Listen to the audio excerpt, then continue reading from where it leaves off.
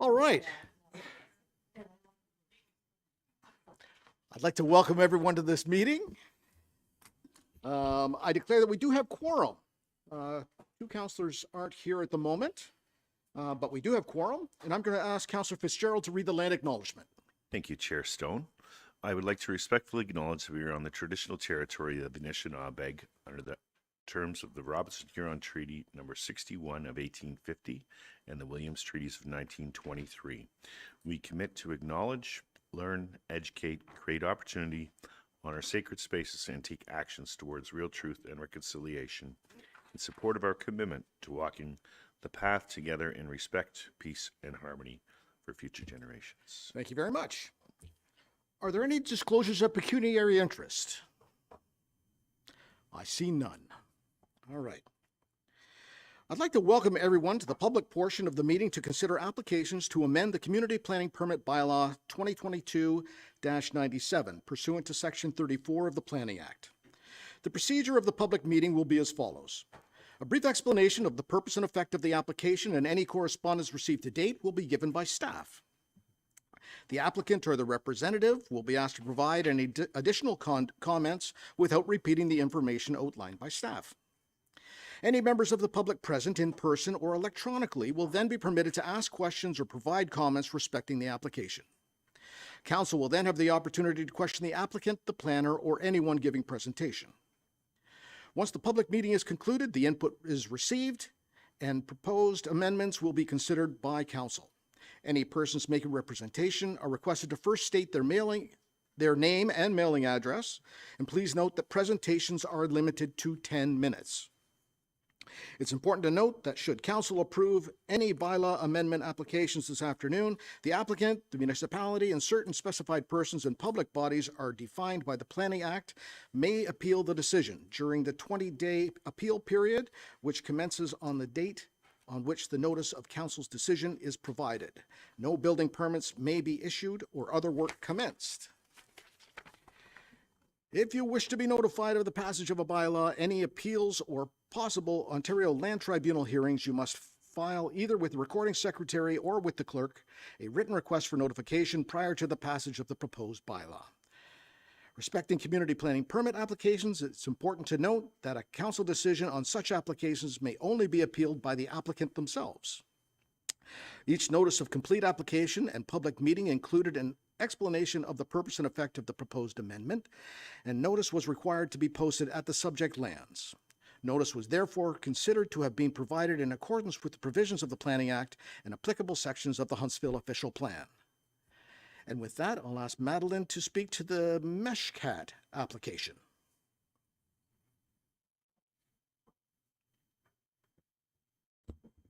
Hello, everyone. Good afternoon.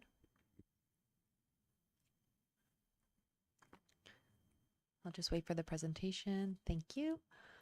So the property is at civic address 645 Harp Lake Road.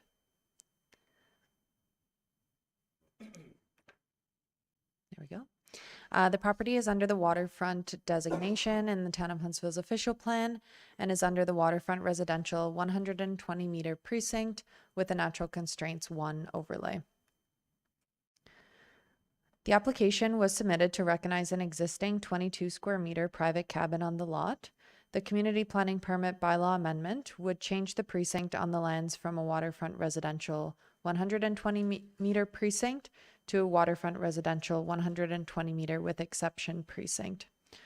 The purpose of the exception would be to permit development within 30 meters of an at-capacity lake trout lake, permit development within a natural heritage feature being Stratum 1 deer wintering area, permit a private cabin on a lot with 3,270 square meters in lot area, permit a private cabin to be located closer to the shoreline than the principal dwelling on a lot, and reduce the front yard setback for the private cabin from 20 meters to 1.5 meters. And all of this is essentially to recognize the existing 22 square meter private cabin. Generally, waterfront residential development is intended to mitigate visual impact on neighboring properties, avoid sensitive natural features, and provide appropriate setbacks to the shoreline.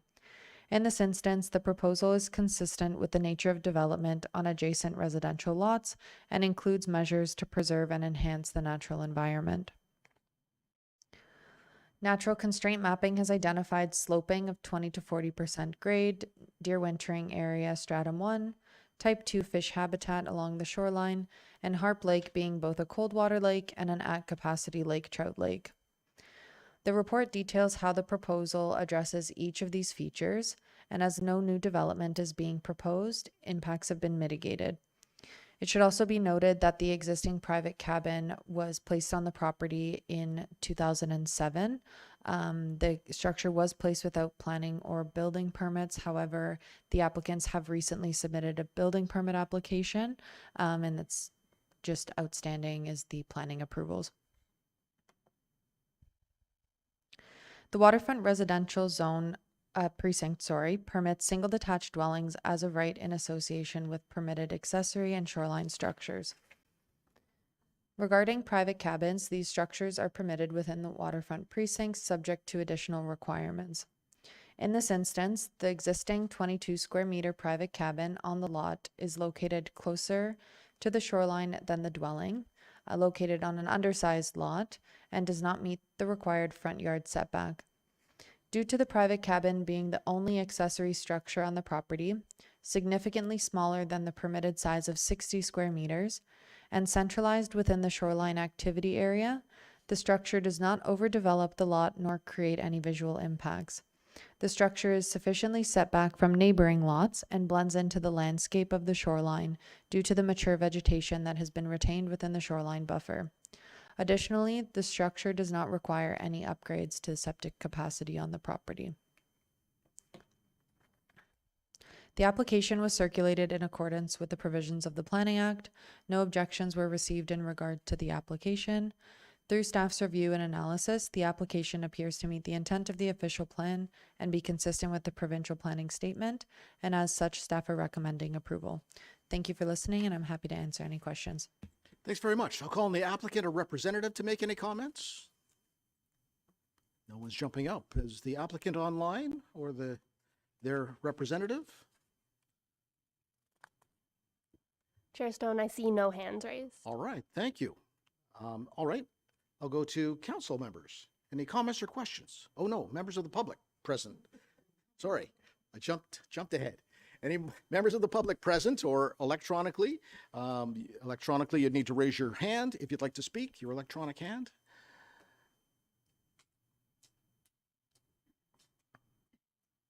Chair Stone, I see no hands raised. All right then. Okay. Council members, comments or questions? Councillor Fitzgerald. Thank you, Chair Stone. I'd just like to thank staff for the report. It seems pretty straightforward and all information was contained, so I appreciate it. I just have a question. Is there any sewer and water in the cabin? From my understanding, I don't believe so, Chair Stone. All right, thanks very much. All right, then I have a resolution.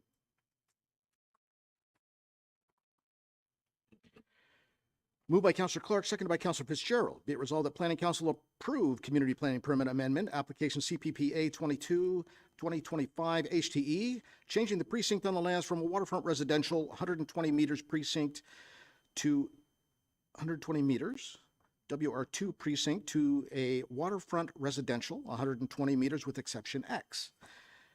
2, permit the development within 30 meters of an at-capacity lake trout lake. Permit the development within a natural heritage feature. Permit a private cabin on a lot with 3,270 square meters of area. Permit a private cabin to be closer to the shoreline than the principal dwelling on a lot, and reduce the front yard setback for a private cabin from 20 meters to 1.5 meters, all to recognize the location of existing 22 square meter private cabin with attached deck. Comments or questions? All in favor? And that carries. All right. Now that all comments have been received, I declare these public meetings respected the above application to be concluded. We'll now move to the non-public portion of the meeting. And Kelsey's coming up to speak to the property on South Portage.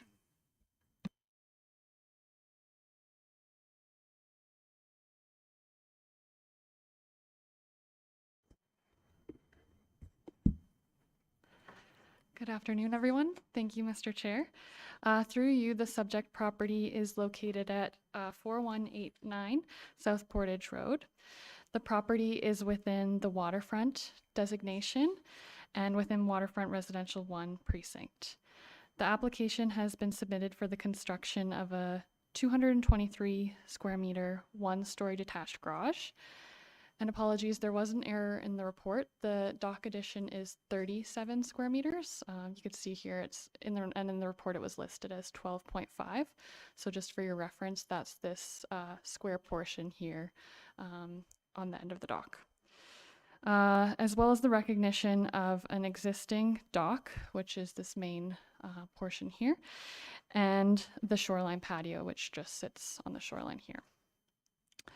The Class 3 council variation is required to increase the cumulative width of the shoreline activity area from 6.7 meters to 16.6 meters, increase the accessory lot coverage from 5% to 5.9%, and reduce the southern interior side yard setback from 6 meters to 5.5 meters for the dock addition. And also to recognize the northern interior side yard setback and projection for the existing dock and permit development within proximity to type 2 fish habitat. With the review of the proposed garage and dock addition, the compliance issues with the existing dock and the cumulative width of the shoreline activity area were also uncovered. The shoreline patio and existing patio area, the shoreline patio and the existing patio dock have been established without the benefit of planning review, and distinguishing between the reliefs and recognitions are also considered within this application for these existing structures. The proposal is to recognize the existing conditions caused by the unauthorized development on this constrained property, as well as the proposed dock addition and detached garage. The further expansion of the shoreline area to accommodate the dock addition is not appropriate, given the existing non-compliances within the shoreline area.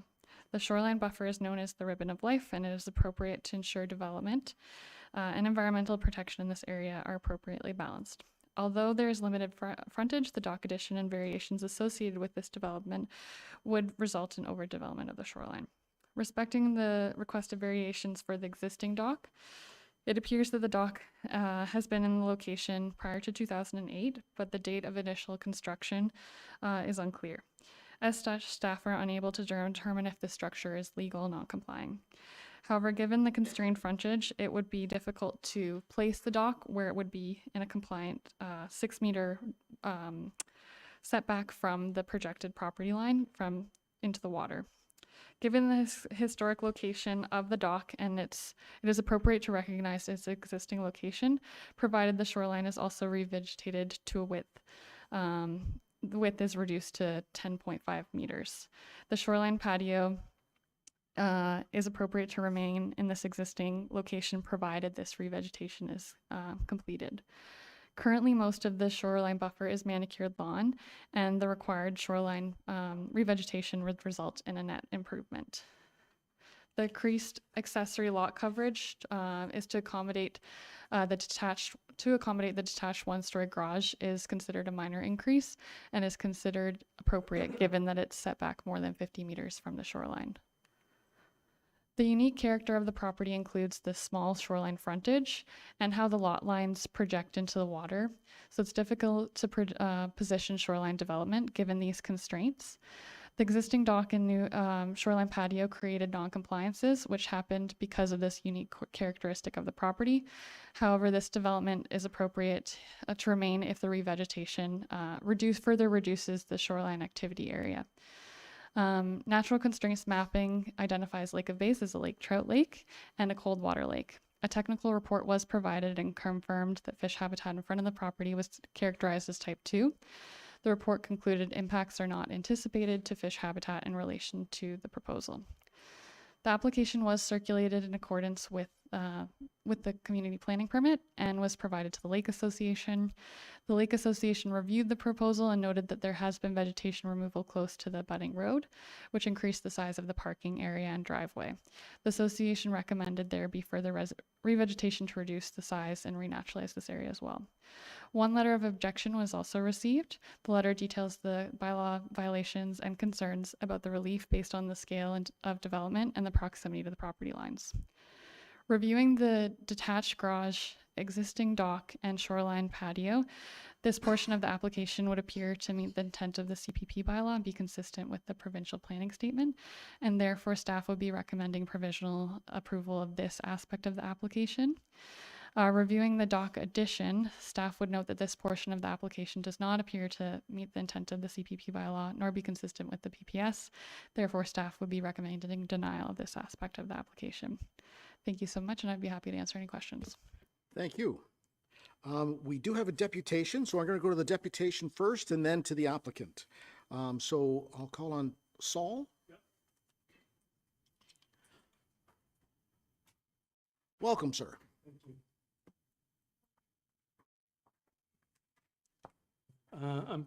I'm not sure how the picture, oh, there they are. Okay. All right. Mayor, members of council and town staff. My name is Saul Siglum. I have lived at 4169 South Portage Road for the past 35 years. In that time, I've always done my best to be respectful, law-abiding resident, and active member of our community. I've never had any issues with the town and have consistently followed both the letter and the spirit of Huntsville's bylaws. Out of respect for the town's process, we hired a private planning consultant to assist us in resolving this matter properly. Unfortunately, that consultant failed to follow through and has since disappeared. Let me begin. My neighbor at 4189 South Portage Road has shown repeated disregard for bylaws and permitting, only addressing issues once caught. I'm here today to defend what I believe is my rightful waterfront sovereignty, and I'd like to outline three major concerns. One, unauthorized construction and drainage impacts. Several mature trees were removed without a permit to build the garage. Unfortunately, we missed the deadline for the trees, but here they are, all over the place. Sorry that it's not on your screen. An elevated stone patio and berm were constructed just 6.8 feet from our shared property line, disregarding Huntsville's setback bylaws. There was no patio or walkway before it was installed without permitting. 1A, 1B, and 1C. I don't know how to get them on there.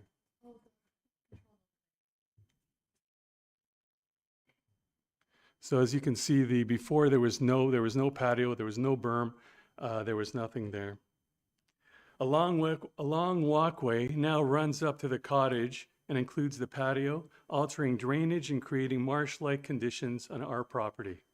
This has led to soil instability and water accumulation, which now threaten our shoreline and legal pump house, a critical resource for our household needs.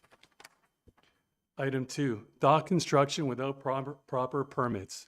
The dock was extended by 30 feet using 2 separate floating sections and now totals 80 feet in length, all done without proper permitting. That will be 3A, 3B. And this picture was taken on June the 24th, 2025. I don't know if we can get it up. Oh, we don't need to? Okay, I'm sorry.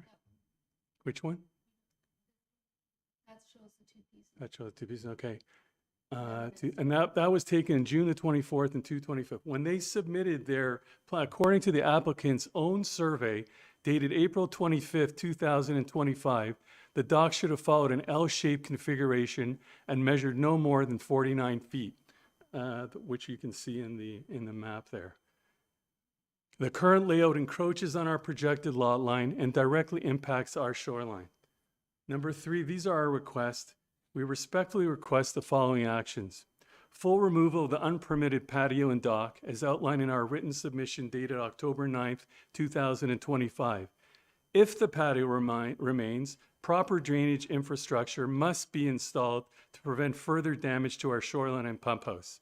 If the 49-foot dock is permitted to remain, a binding condition must be added to prohibit boats from docking on the east side, as this would cause discharge and runoff directly into our shoreline.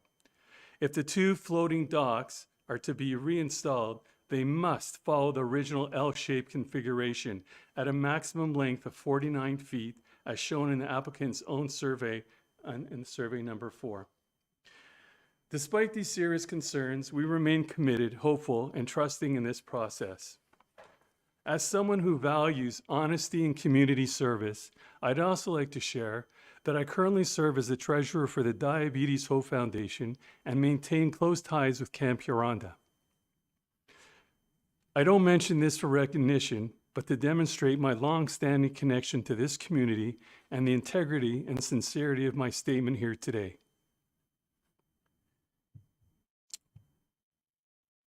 I want to sincerely thank council, town staff, and the planning office for your time, patience, and assistance throughout what has been a very difficult and frustrating experience for us. Thank you. Thanks very much for that. All right, I'm going to ask the applicant or the representative to make comments.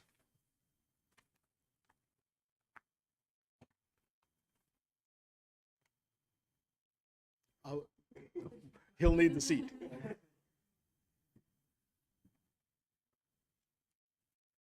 Good afternoon, Chair Stone, Committee, Lanny Dennis Planning, Box 254, Nova, Ontario, P0A1R0. Represent the owners who are here today in the gallery just behind us. Appreciate the efforts of staff bringing the application forward. Listened to the planner's report or the planner's presentation and reviewed the report. I think that's a reasonable assessment of the proposal, and would concur with the planning department to approve the dock, the patio, and the proposed garage. I just wanted to add some merits that would apply to the entire project, but also to the part that was left out, which was was described as 37 square meter proposed dock. Actually, the site was 36.8 square meters on the site plan, but nonetheless, it's 37 square meters. So we had an ecological report was prepared, and the recommendations included the proposed dock expansion. There appeared to be no issues with respect from an ecological perspective, and we're not interfering with the ribbon of life that was identified in staff's report. They recommended additional plantings for an overall net improvement, as it consists of. Anyways, they recommended an overall. It would be a net improvement. The owners did initially install and propose a floating dock at the end of the existing dock that's there now, and it formed a T at the end of the dock. It also included a ramp that led out to this dock structure as well. It was encroaching into the neighbor's property immediately to the north, and through discussions with staff, it was removed, and so it was now proposed to be on the southerly side of the dock. So no T. It's facing the neighbor's property immediately to the south. And I'm talking about the 37 square meter dock expansion.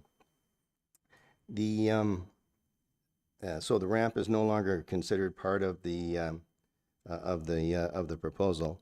There is a small setback reduction required on that side from 6 meters to 5.5 meters.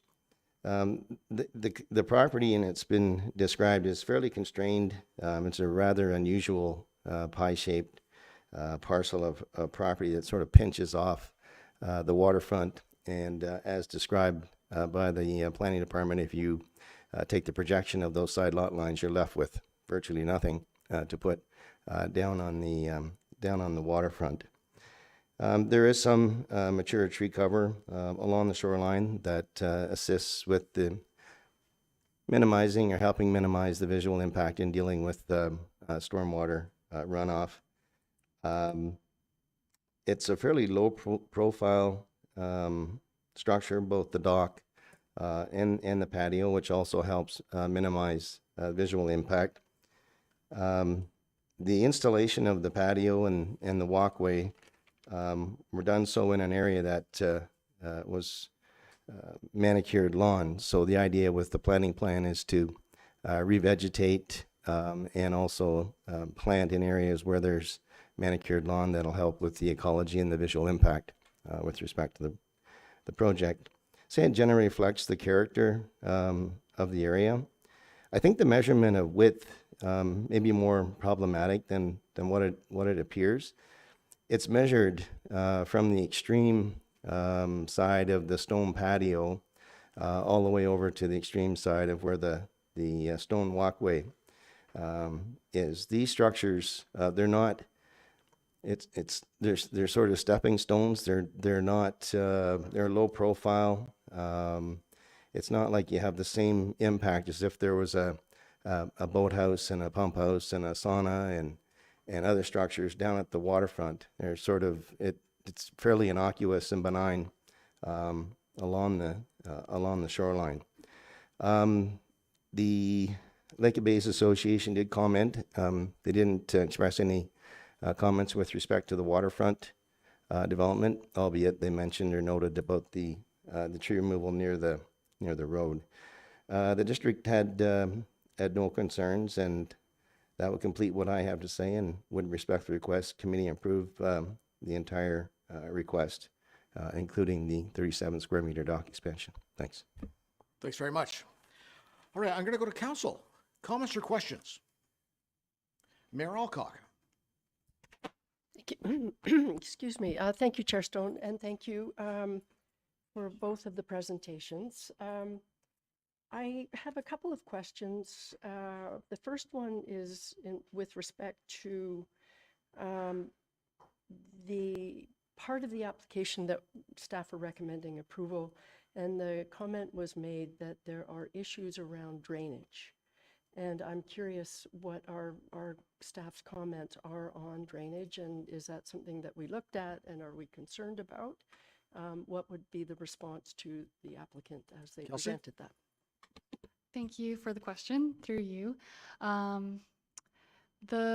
The revegetation plan shows further revegetation to the property sorry, I'm going to get my directions messed up, that to the deputant's property.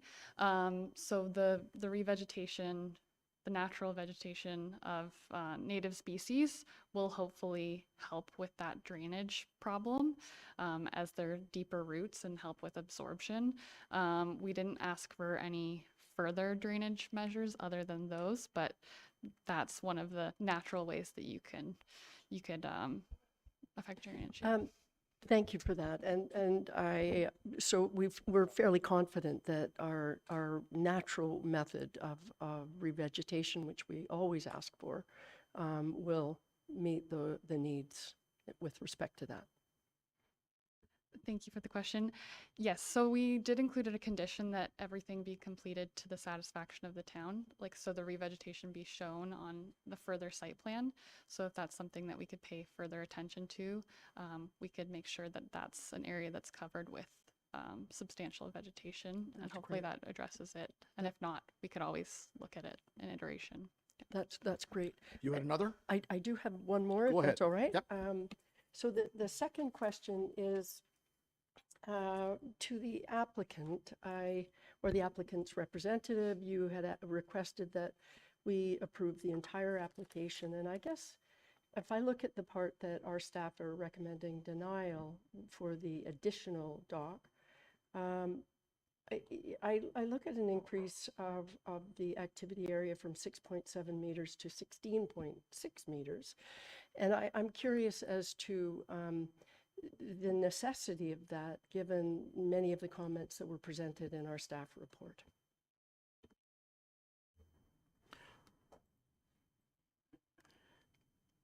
Mr. Dennis?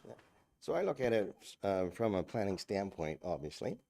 And the way I see it, even though the width, and that's what I was trying to address, it's not as problematic at what it may appear because of the fact that it's a floating dock, it's low profile, it's the stepping stones, it's the patio, it's not the built form that there's any impact with respect to what's along the shoreline. I think the additional 37 square meters is a fairly modest addition to an existing dock. The existing dock is roughly about 30 square meters. So I think it'll allow for the full recreational enjoyment and function of their property. Thank you. Councillor Renwick. Thank you, Chair Stone, and through you to Kelsey. The stone patio, when you look at the actual drawing that was presented in our package, there doesn't seem to be a measurement from the corner of that stone patio to the lot line that's next door. So, and I think in one of the photos that the gentleman sitting here said it was within 5 feet of the property line, but there's no measurement there that we can see. 6.8 feet. Thank you. Kelsey? Yeah, thank you for the question.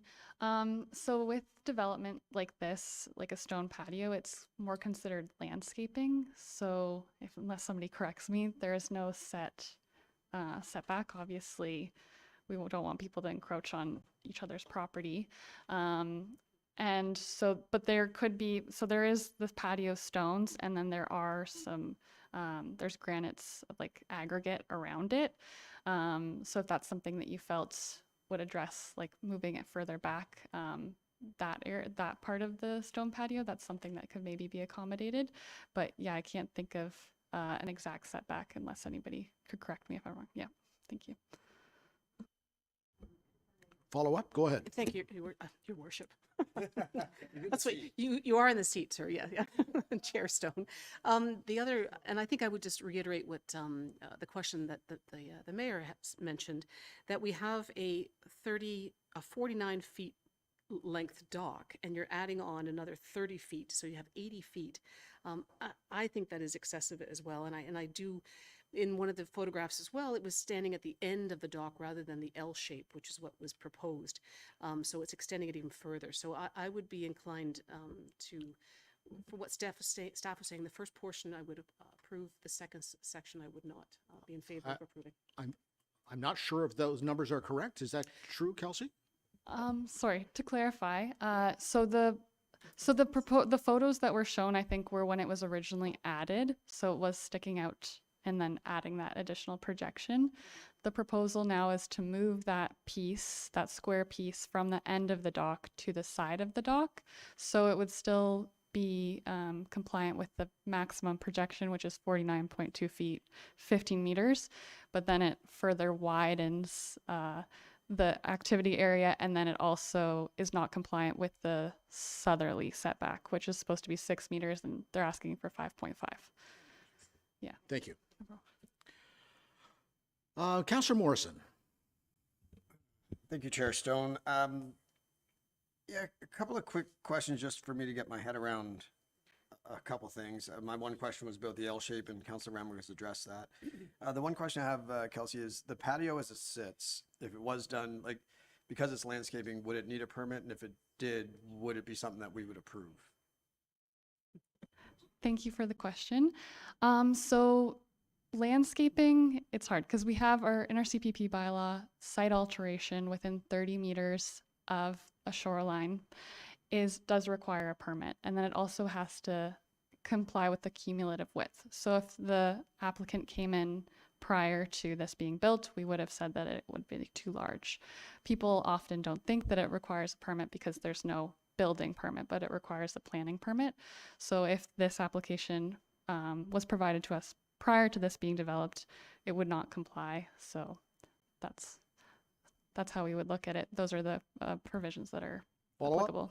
Yeah, so on that, I wonder what we do when someone builds something without a permit. If it's not allowed, do we ask it to be reduced? Do we just accept it? So that's something that I'd like some answers on. And I think on the other side, like when we talk about the activity area, I think more of right on the shoreline, we're extending out and having an L shape. it doesn't bother me as much having an L shape on a dock as it would if there was a much wider dock on the shoreline affecting what you called the ribbon of life. So I don't know if there's something to be given on that. But on the other one where the patio, and it sounds like there was a bunch of work done without permits, which I'm not a fan of. So I'm more in line with keeping with what you recommend that fits the intent of the CPP. But I don't have a problem like Councilor Renwick if it's gone to the L shape, which it sounds like the deputant would prefer over the T shape. So that's my thoughts. Are there other comments or questions?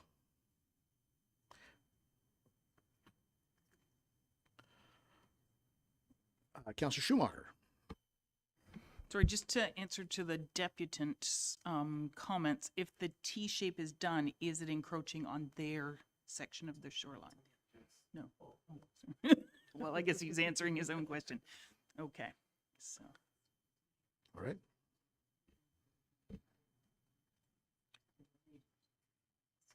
All right. I see no other comments or questions from council.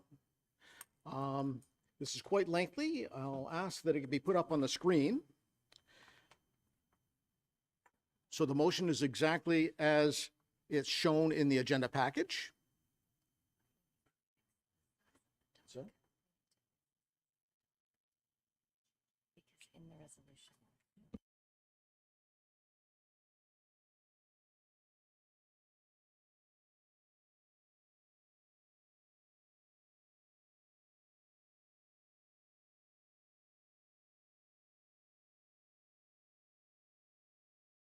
all right, so there's a little mistake in the, that we need a motion to amend. One small point.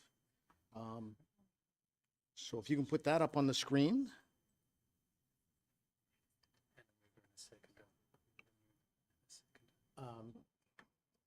Yeah, just put Nancy and Helena.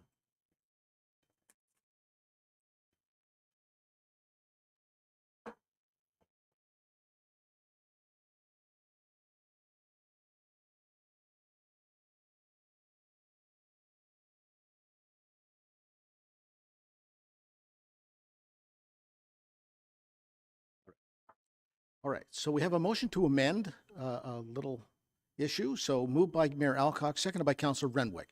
Be it resolved that the number 12.5 meters, in the last paragraph be struck out and replaced with the number 37 square meters. So that is the amendment. All in favor? And that carries. So now with that amendment and the lengthy motion that has partial approval and partial denial, otherwise as it was in the agenda package, I will ask the question, all in favor? And that carries. I'll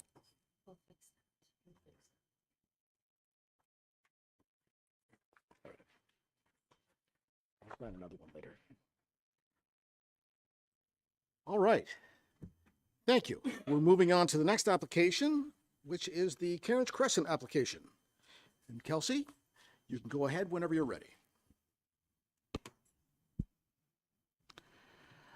Thank you, Mr. Chair. Through you, the subject property is located at 20 Cairns Crescent.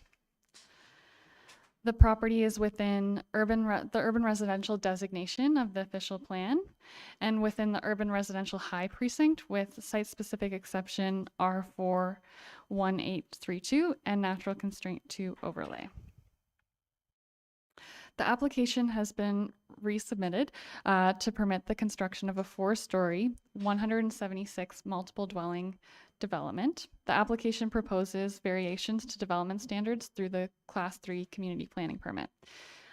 These include the maximum permitted height from 11 meters to 19.55 meters, increase the maximum permitted density from 60 units per gross hectare to 82 units per gross hectare, and permit an encroachment of 1.6 meters into the front yard setback for the attached decks only, reduce the minimum required numbers of total loading spaces from 3 to 1, and permit a loading space associated with a multiple dwelling unit within 3.8 meters of an abutting abutting UR1 property, urban residential low property.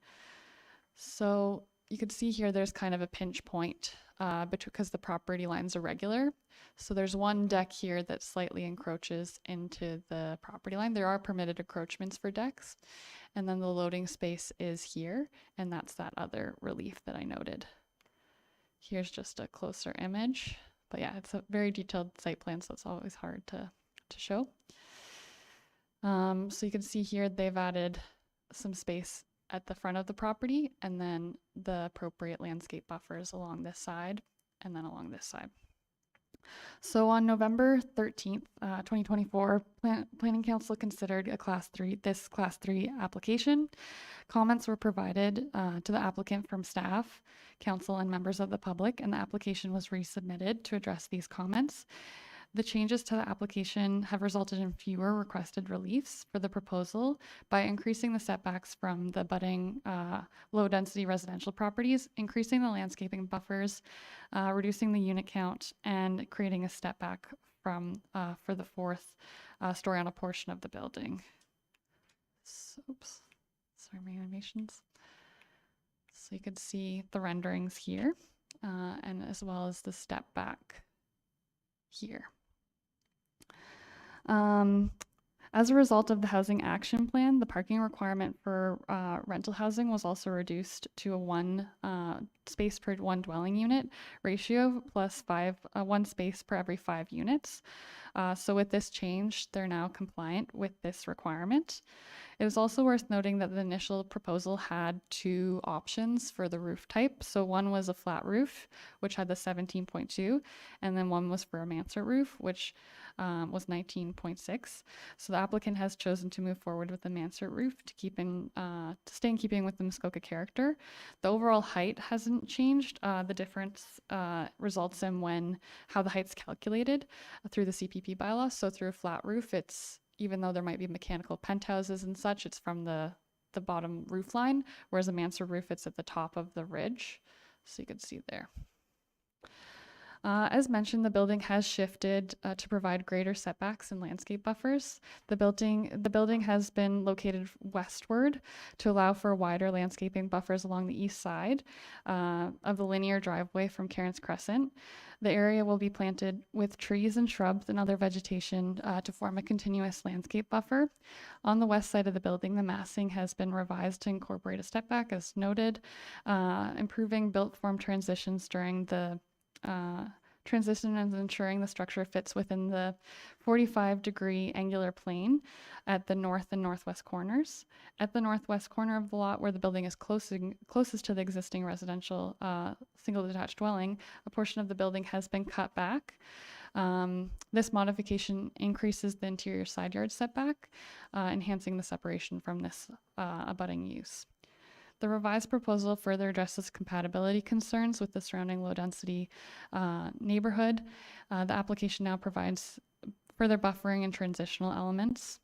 There is also an additional amenity area at the front of the building, which adds suitable functional open space to the property. This change made and elements added address the policies for locating medium and high residential development that are discussed within the official plan.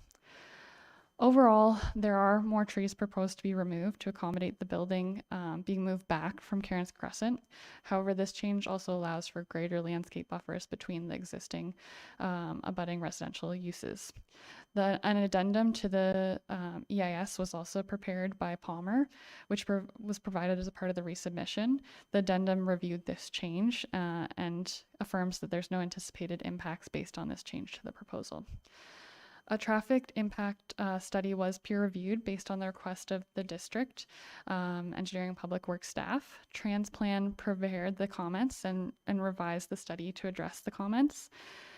This study finds that the development will be accommodated by the existing road network. However, localized capacity constraints are anticipated to Highway 11 ramps and Cairns Crescent within the 2033 and 38 horizon. Site circulation also has been refined in response to the comments received. The previous access from Kitchen Road South has been closed and will be reserved for future and emergency uses only.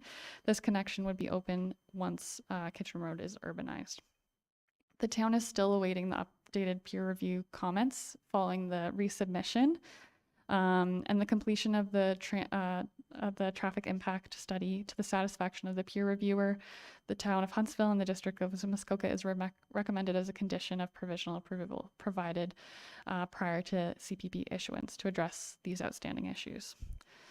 To accommodate the lot layout changes, the proposed stormwater management pond was also redesigned in a more rectangular shape. This revised revision maintains the functionality and further sets the pond back from the property lines to allow for adequate access for maintenance. With increased setbacks in the northwest corner, the grading was also revised, and the retaining walls along the front yard are no longer needed. The proposed development has been designed to appropriately handle stormwater management and will proceed on the basis of full municipal services. Implementation of the detailed design work for the stormwater management will be implemented through a development and agreement to the satisfaction of the town and the district.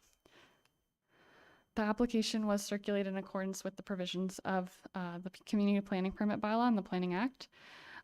District Engineering and Public Works did provide initial comments which requested the peer review for the traffic impact study, and they did provide further updated comments based on the resubmission, which were also included in the package. As previously noted, the applicant did carry out one-on-one meetings with councillors, door-to-door, in-person discussions, and a mail drop-off as a part of their public consultation, as well as an open house. The applicant provided a comment matrix which chronicled all the comments they received and the responses and how they've been addressed. This is provided in attachment number 6. 2 additional letters of objection were received following the completion of the comment matrix, which were provided in attachment number 7. Through staff's review and analysis, the application would appear to conform with the intent of the official plan and be consistent with the provincial planning statement, and therefore staff would be recommending provisional approval. Thank you so much, and I'd be happy to answer any questions. Thanks very much. We do have a joint deputation from Stephen Rodriguez and Noel Dupuy. Welcome.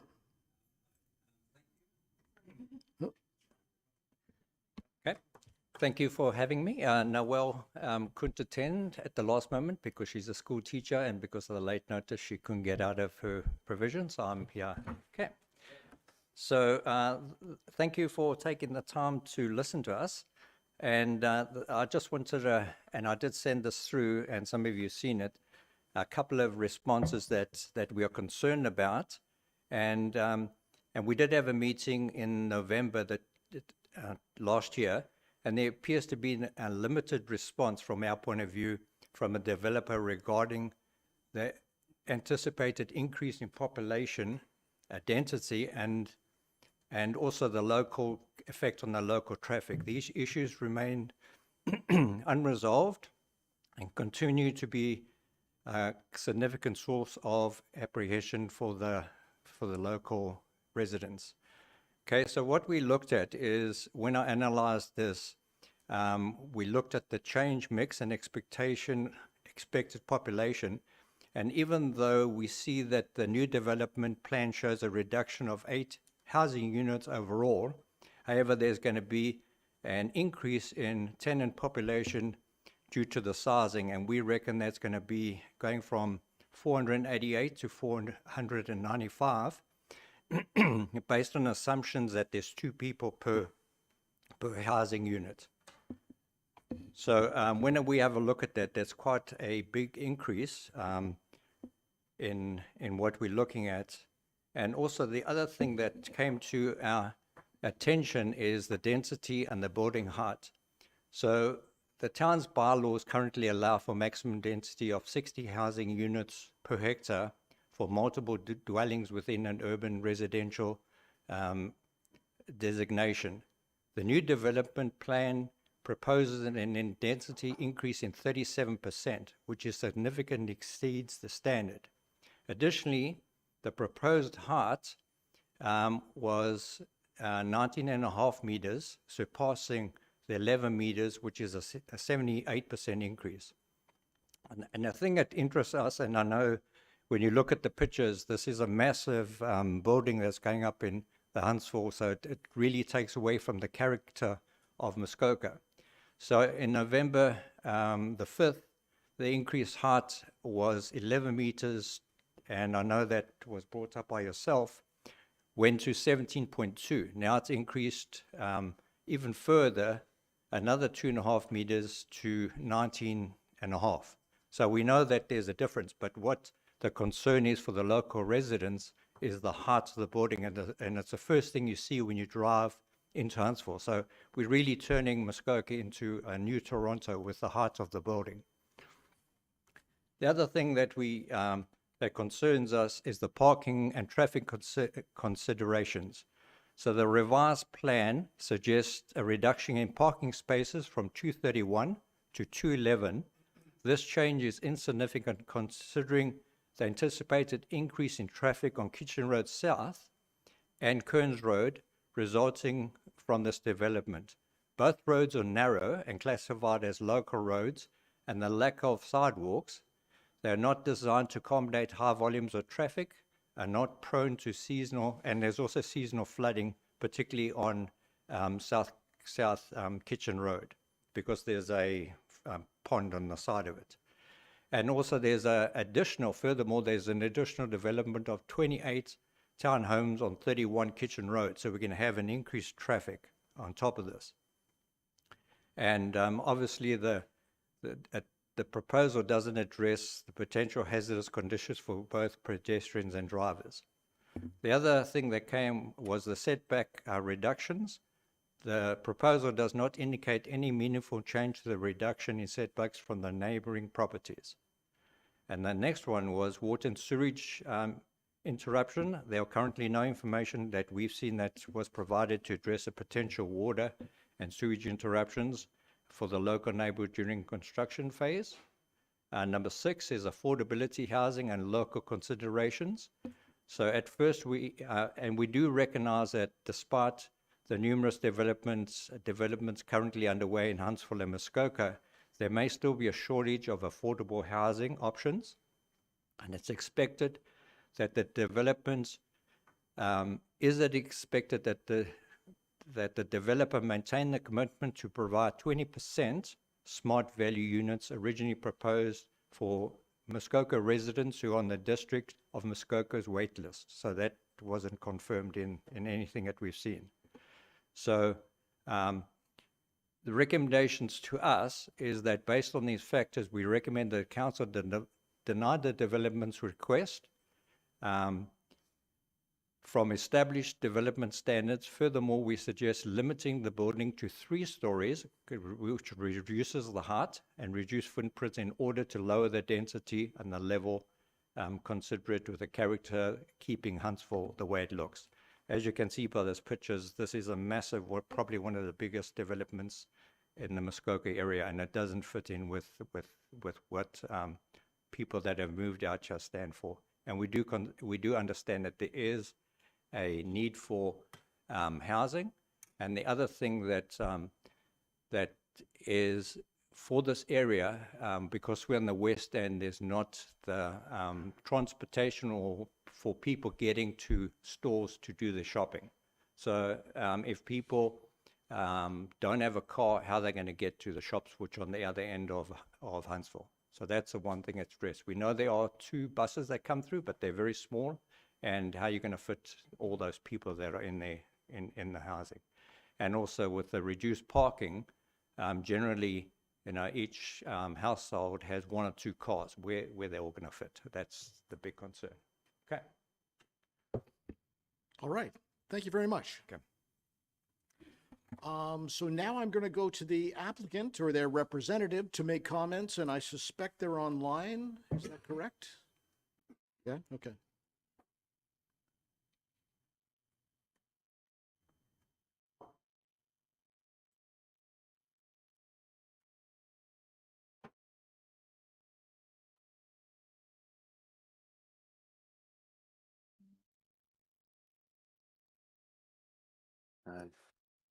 Good afternoon, committee, members of council. My name is Evan Sugden. Can you hear me okay?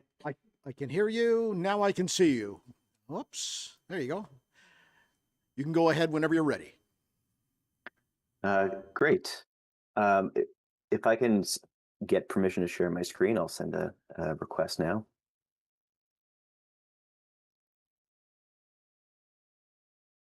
We're working on it. There we go.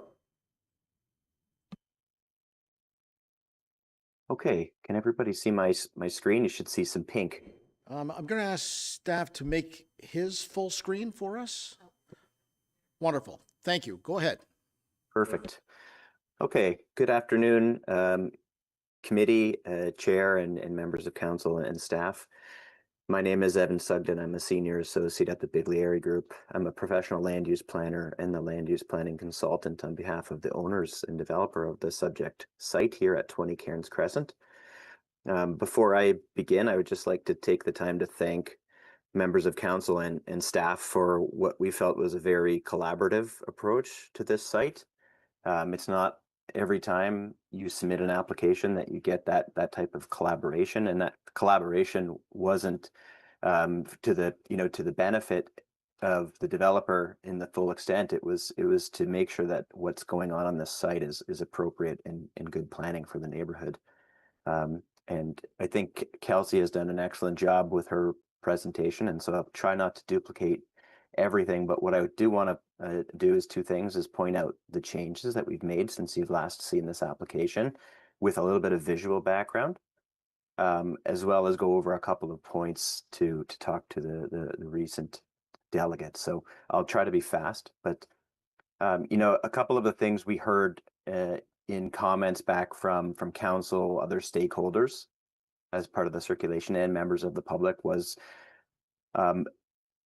they didn't necessarily like how close the building was to this corner here. I'm going to identify this point number 5. We have a unique site. It's one of the few sites in Huntsville that are intentionally planned for high density residential uses. There's not many, and they're pockets in the city. And because they're pockets, we're surrounded by low density uses in many aspects. This just happens to be one of them. So we know, and quite frankly, this is going to be a transformative development for the neighborhood. There's not a politer way to say that. So it's how we deal with the building form and the position of that building on site, and then the site environment. And so what we've done is several things to address comments. So we'll start with number 1, which is this strip here. We've shifted everything over to the left, which is to the west. This is to allow more vegetative space along the sort of the linear extent of the driveway, so we can plant trees, and in the fullness of time, those trees will grow into a vegetative buffer. We have also down here, you'll see, removed the proposed access to Kitchen Road South. This was a common comment from members of the public that they didn't want to see traffic on this road because it's unfinished. It's a gravel road today. There are plans in the future for it to become urbanized, meaning paved and potentially introduce sidewalks. So what we've done is we've capped the entrance off of Kitchen Road in response to comments, but that doesn't mean we can't connect in the future. We still have an opportunity by stubbing this, which is what we've done, to provide a potential future connection when Kitchen Road gets built out. That will allow two means of ingress and egress to the site. The third thing is we've done some building changes. So we were already quite well positioned in terms of a 45-degree angular plane, which is not a requirement in Huntsville, but we wanted to make sure that we could improve on this because of some of the comments. So what we did was we introduced some stepping in the building at the critical points. So on this facade, just the east facade, and at the corner here on the north facade, and what that it's, even though it's small, it introduces enough stepping in the building that a 45-degree angular plane can be generally accommodated, which means that there's better light between this building and the neighboring properties. There's better privacy between the neighbors than there was before. So it's a small change, but it's a rather modest impact. We've also, you'll see that there's a kind of a corner cutout here. We previously had a pinch point that was requiring some relief from the community planning permit bylaw. We've cut the building out. As a result of that building cut, we were able to increase the setback to be in compliance with the community planning permit bylaw. We no longer need relief in that regard. And it also allowed us to create more of a naturalized grade separation. So there's no longer a need for a retaining wall here. The shifting of the building to the west also caused the stormwater management pond to change shape, but our civil engineers have confirmed that the shape change won't impact its functionality. We've also increased the width of some of the parking stalls to be in compliance with the community planning permit. You'll see this down here in number 7. That's to accommodate larger vehicles in Muskoka. A lot of people are still driving trucks, even though they may be living in an apartment building, and that width increase has accommodated those vehicles. So in addition to that, because the town, as Kelsey mentioned, has adopted a lesser parking metric for apartment buildings such as this, we now comply with the parking ratio and no longer need relief from the parking standards. The loading bay, one of the comments we heard about the loading bay was, can we screen this? And we absolutely can. The applicant has conferred with our landscape architect and has agreed to place quite a nice series of landscaping treatments along the loading bay on all of its edges facing the residential lot lines. And that's intended to create both a visual buffer and in theory some of the noise from trucks which would be backing in and out. Not every day. This is simply for move-in days. And the last two things that weren't necessarily discussed that I wanted to bring up as I think good matters of attention is this area here. So this area that we've kind of identified as a new outdoor amenity space. Maybe it's actually along this edge here. This is an outdoor amenity area proposed for the apartment building, but through discussions with the developer, we've discussed this as a potential for being a privately owned, publicly accessible space, which is otherwise known as a POPS. In the more recent changes to the Planning Act, there's now opportunity through negotiation to allow this to become accepted as parkland dedication. And while this isn't a true park, we know that there's not a lot of opportunities for bus stop for both the public bus, if there ever was future town transit extended this way, and school bus pickup. And so what this space could act for is a nice maintained safe space on private property, but accessible to the public to wait for the bus. Or something to that effect, or perhaps they just want to sit on some of the benches that are proposed here. The last thing is with respect to population. So the gentleman before me mentioned that we'll be increasing the population of the town with this. That's not necessarily true. I think what we can say is at full capacity, this building will produce somewhere between 240 to 241 people based on the persons per unit metric provided by the town's own consultant in their development charges background study, which is 1.85 persons per unit for anything 2-bedroom plus in terms of unit size, and 1.2 persons per unit for all other unit sizes. So at full build out, you'll see somewhere between 240 at 241 people if the building is at full capacity. And that's not necessarily new people to Huntsville. This is a opportunity for housing for people that live in Huntsville or live in Muskoka that may be struggling to find housing. And in that sentiment, the developer is still remaining steadfast in their commitment to provide affordable housing. They've gone unchanged in terms of their proposal, which is still purpose-built rental, market-based purpose-built rental, but up to 25% of those market units can be earmarked for true affordable housing. And that is still unchanged from the original proposition. So because of some of the building changes, we have lost some of the units, unfortunately. There just wasn't room from a configuration standpoint architecturally to keep all of the original units. So the density did go down a little bit, but we are still proposing the same 25% as a maximum if funding works out. And in that regard, the developer has already reached out to the district for both their affordable housing subsidy and grant programs and the head lease program. We've provided our expression of interest, and they are now in the process of dealing with CMHC for their funding. They have a CMHC consultant and are taking that very seriously. So if funding does work out, they will be able to provide up to 25%. I'll also note that, you know, the request from our neighbor to go down to 3 stories. Again, this is a rare property in Huntsville that has accommodations for a high density building. We are not asking, nor do we need a relief from the height. So the 4 stories is permitted as of right. The density that we're requesting is the only change, and that's based on the number of units. In this case, we're allowed that type of density when we're providing something like a community benefit. In this case, that's the smart value housing or affordable housing, which is a very much needed type of housing in the town and in the district. Overall, I think that explains all of the changes. The traffic, I think, was the last piece that our previous delegate mentioned, and I will note that the traffic impact study produced was peer reviewed.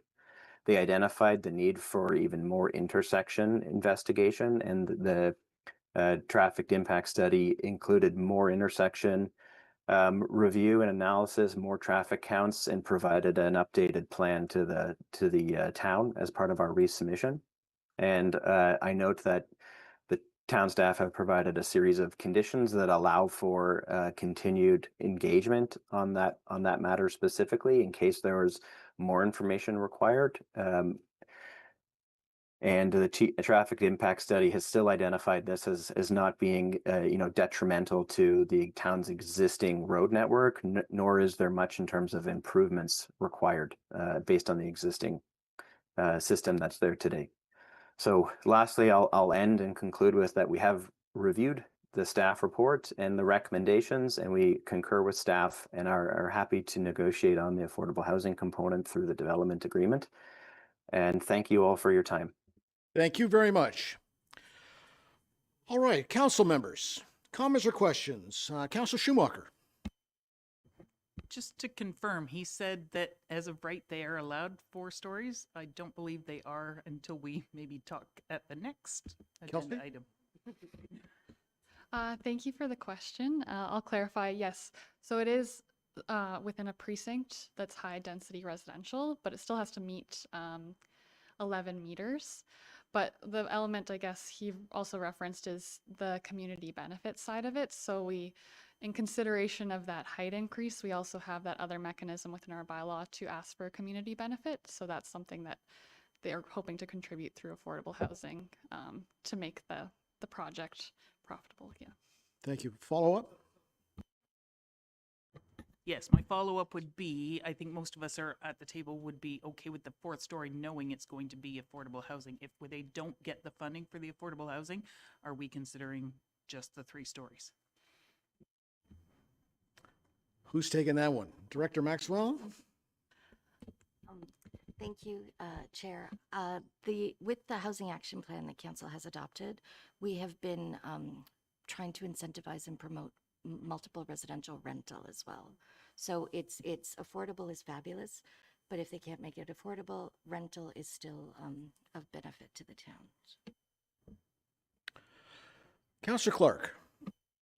Yeah, thanks, Chair Stone. I've spoke a little bit about this before, but so my thoughts on this application is that infilling new developments into existing neighborhoods is nothing new. We see it all the time.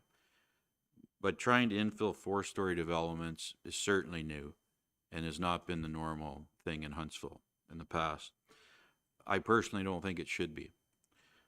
I'm not in support of 4-story infilling, and I haven't supported other 4-story developments that have came to this table for those very reasons.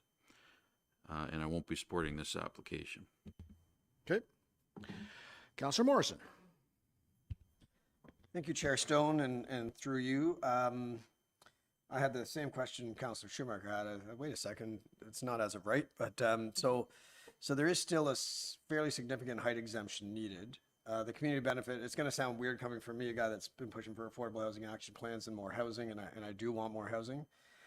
But I do think, similar to Councillor Clark, we have to be sensitive to where it's going. I was highly in favor of the one on Main Street, which is facing right on Muskoka Road 3.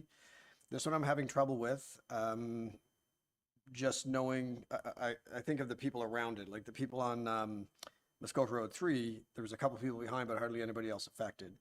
This is going to affect a lot of people if it gets up to four stories. And I'm wondering if there could be some guarantees made on the affordable housing component of it. I don't think we can, but if we knew for sure that there would be an entire story of affordable housing units, I'd be more inclined. But at this point, I'm having trouble with it. Okay, fair enough. Mayor Alcock. Thank you, Chair Stone, and thank you everybody for your comments. I first want to say I think that I appreciate that the applicant has actually made an effort to accommodate a number of the concerns that were first presented, such as the access point on Kitchen Road, that it's still able to be accessible at some point, but at this point that has been closed. The increase in buffers, the setback on the 4th floor. I was sort of interested about the as of right reference, and given our next report, which is looking at our height and density policy, and we have identified in that report areas that we would as of right allow increases in height if they meet all of the criteria that you've nicely laid out for us. So I think, as Evan pointed out, this is one of the areas that would be considered suitable, I think is the word that you used in yours, that is suitable for higher density and higher height. So that's kind of a question to say, in our upcoming report, is this in fact one of those areas that has been identified as high suitability? That's Chelsea? my first question. Thank you for the question. Through you, Mr. Chair. Yes, this property has been identified as highly suitable, and as we'll get into in the next presentation, that's based on a number of factors. It's far away from our water bodies, so it's not as visible. It's not on a height. It's also close to the intensification corridor and other amenities. So there's less constraints and more opportunities for this property overall that have contributed to that suitability level. So yeah, that's been considered in our analysis as highly suitable. Thank you. May I follow up? Yes, please. Thank you for that. That's appreciated. So I hear the comments about character, and I absolutely agree. Character is very important. I do also look at this area though, and it is a mixed development area. It's right down the street from the community hub that has over 100 small businesses in it. It has the Muskoka Good Food Co-op. Also has been expanding. There, yes, some single-family dwellings for sure that have been there for a long time, but the townhouse development further up on Kitchen Road is relatively new in the area, if you look at it in the last 10 years or so. So that was the first time introducing townhouse development in a traditionally single-family dwelling area. So in my mind, I look at this and think, this is an area of transition. So the character, which is very important, and I hear you when you talk about that, is inevitably changing in this particular area. And I'm not saying there will be many more 4-story buildings, but there could be further development that is considered high density. So from my perspective, I have to consider that. And, when I see the effort that has been made, I also, like Councillor Morrison, think it's absolutely critical that we provide affordable housing when we can. And the developer has stated that it's really important to them. I do know that they have contacted the district about the two potential programs there. And again, they can't really begin negotiations with CMHC until they have an approved plan in place. So I'll go back to it. We still are clamoring for more rental housing in our community. So there are a couple of things that I would also want to confirm, and that is I hear about sidewalk development or sidewalk development especially, and I think that probably would be incredibly important. That's something that the town will then have to look at as part of the infrastructure that we will need to accommodate something like this, and can we put that in as high priority if this is approved? The second part is I do believe that more work will need to go into the traffic analysis around the intersection. So that should also be a high priority. But generally speaking, I support this proposal. I see no other hands. I have a few comments myself. So we all know we're in desperate need for rental housing. It's rental housing we need, not more housing. And this potentially could bring 176 new rental units. I'm worried about Fairburn, who needs to hire 130 people to work at the new Fairburn, and where are they going to live? Because there's no rental housing right now for them to come and work. So I do think that the four-story is a far greater benefit than the benefit of reducing it to 3 stories, even if it were realistic for the applicant. I think about the fact that if we deny this, the applicant most assuredly would go to the OLT, and the OLT will say absolutely yes to this. So we have little control over that. As was mentioned, the height and density that we're about to speak about next, right after this, has already identified this as a location for more height and density, which would empower the applicant at the OLT if we denied it. Change is inevitable. I would love to live back in the 70s and have our quaint little town the way it was then, but that's not realistic. We must keep moving forward, and so we're in a place where we can manage that change and say, here is a place where we will allow it, and here's other places where we won't allow it. So I believe we're in the driver's seat. And as was mentioned, we have, as far as the sidewalks and busing and getting people to and from, that's on us, not on the applicant. So with that, I will leave it. I'll go back to Councillor Schumacher. I concur as far as the Fairburn thing really has always been my point of contention. And maybe hopefully with 4 stories, it means they can then make the rent a little more suitable if there are more.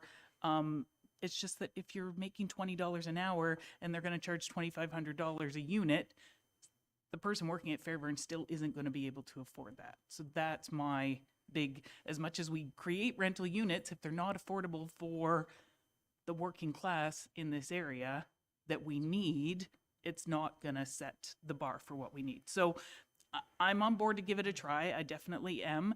And to your point, we have the sign on this, out on the highway, we touch the past but embrace the future. And I think to your point, we have to move forward. Our future is growing here. But I still like that as a council, as a whole, I think we try to have that Huntsville feel when we move forward in our future. So that is what I'm thinking about in this. Before I go to the others, Mayor Alcock mentioned a program from the district. So one of the programs from the district is the district would sign head leases with companies that have rental units, and then it would be they would manage the price that the renter pays specifically for getting people to work at Fairburn. So that's a wonderful piece. I'm going to go to Councillor Morrison.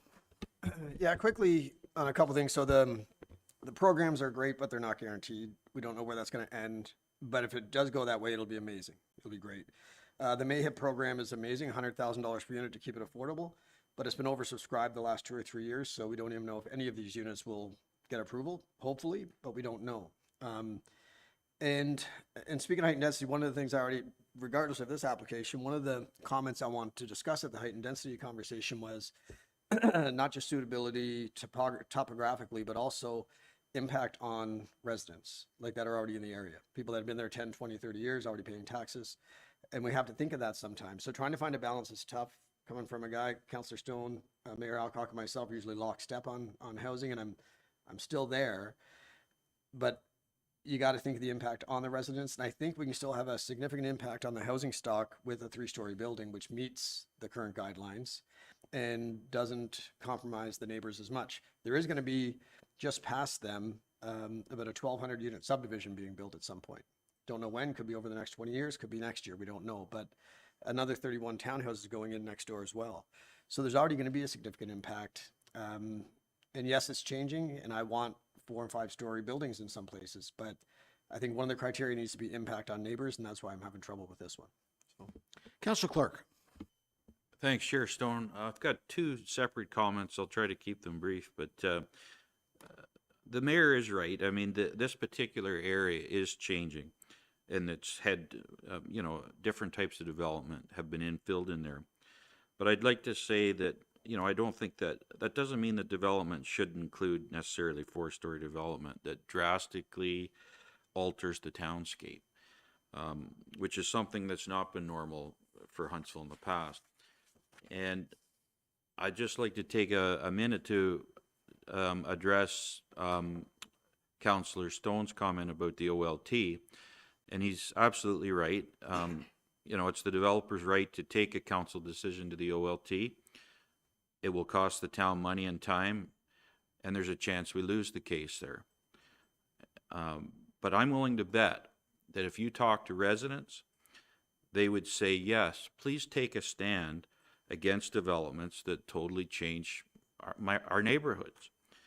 And if that means we have to spend some money at the OLT and some time, I think residents are okay with that. And my last comment is just, I'd like to say that approving something just because we fear the outcome at the OLT is a decision that will leave residents disappointed each time. Thank you. Any other comments from council? Councillor Fitzgerald. Thanks, Chair Stone. Great conversation, great comments, lots of thoughtful input there. It's a tough thing to decide upon. It doesn't seem like bad planning to me. If we don't make a decision today, do we make it in 2 years from now? Do we have more control over what happens there in the future if we make the decisions on an incremental basis? I think we probably do. We can't put off everything till the future. It's not going to help us. I agree with almost everyone's comments from different perspectives here, but in my planning hat on my head, I think this is good planning. Thank you. I see no other hands from council.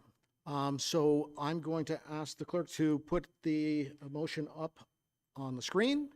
This motion is exactly as it is in our agenda package. It's quite lengthy, so I won't read it. I'm going to ask the question. All in favor?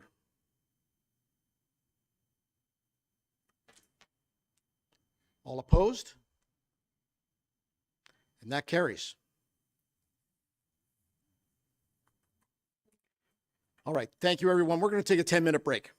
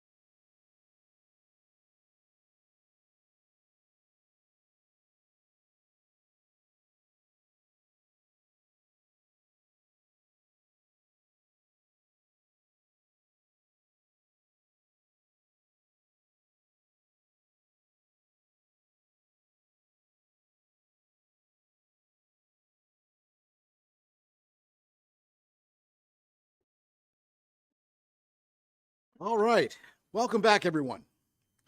Height and density, we'll leave it to you to present to us.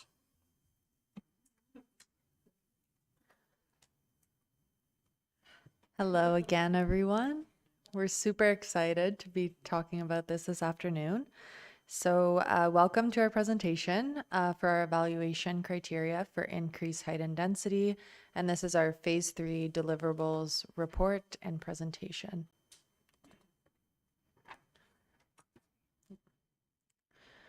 So this slide is just an overview of where our presentation will go today. We'll go through our timeline just to recapture how we got here and some steps along the way. Next, we'll outline each of the 7 deliverables and the recommendations and options outlined within each one. To help guide you, we have printed, and you'll find it in front of you or beside you, attachment number 8 of our report, which is a summary of recommendations. We encourage you to mark this up and use this as a tool to help keep track of thoughts as we move throughout the presentation. Additionally, after each deliverable, we will also pause for any questions and points for clarification. Once all of our deliverables have been outlined, we'll unfold our anticipated next steps and then open the floor to discussion and any outstanding questions. Thank you so much, and with that, we'll kick it off. So on this slide, there's a brief overview of the work that we had to get to this point. On September 13th, 2023, Planning Council directed staff to create a criteria for evaluating 5 to 6 story multiple dwelling residential buildings in Huntsville's urban settlement area that would not significantly impact vistas or the natural beauty of the surrounding area. In this directive, staff were also asked to look at bylaw controls and other options to promote rental tenure and preservation of rental tenure. The intention of this criteria was to address housing availability and affordability concerns and the increased demand for high-density proposals. In December 2023, planning staff presented a work plan for the height and density criteria project. The work plan contained 3 phases. The first was a jurisdictional review or review of best practices and assessing the existing town policies. The second phase was the preparation of a background and directions report. And the third phase was to be informed by the background and directions report and involves the formalization or the formulation of the evaluation criteria as per the actions within this directive. In April 2024, the background and directions report was presented to Planning Council. The completion of the presentation and the report concluded the first 2 phases. From this work, staff detailed 7 deliverables, which are outlined in today's presentation.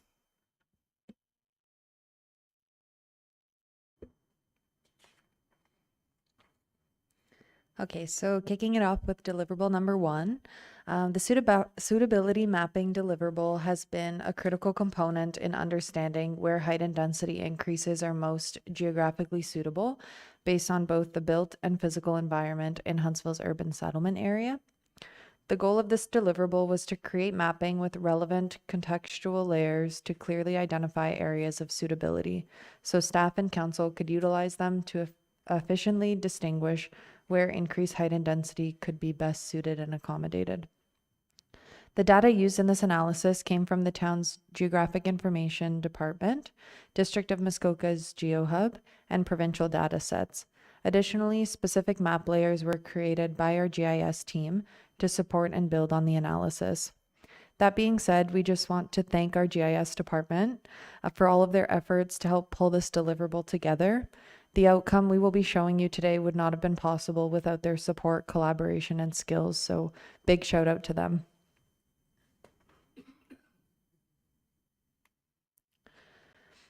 Our analysis involved data identifying both constraints and opportunities.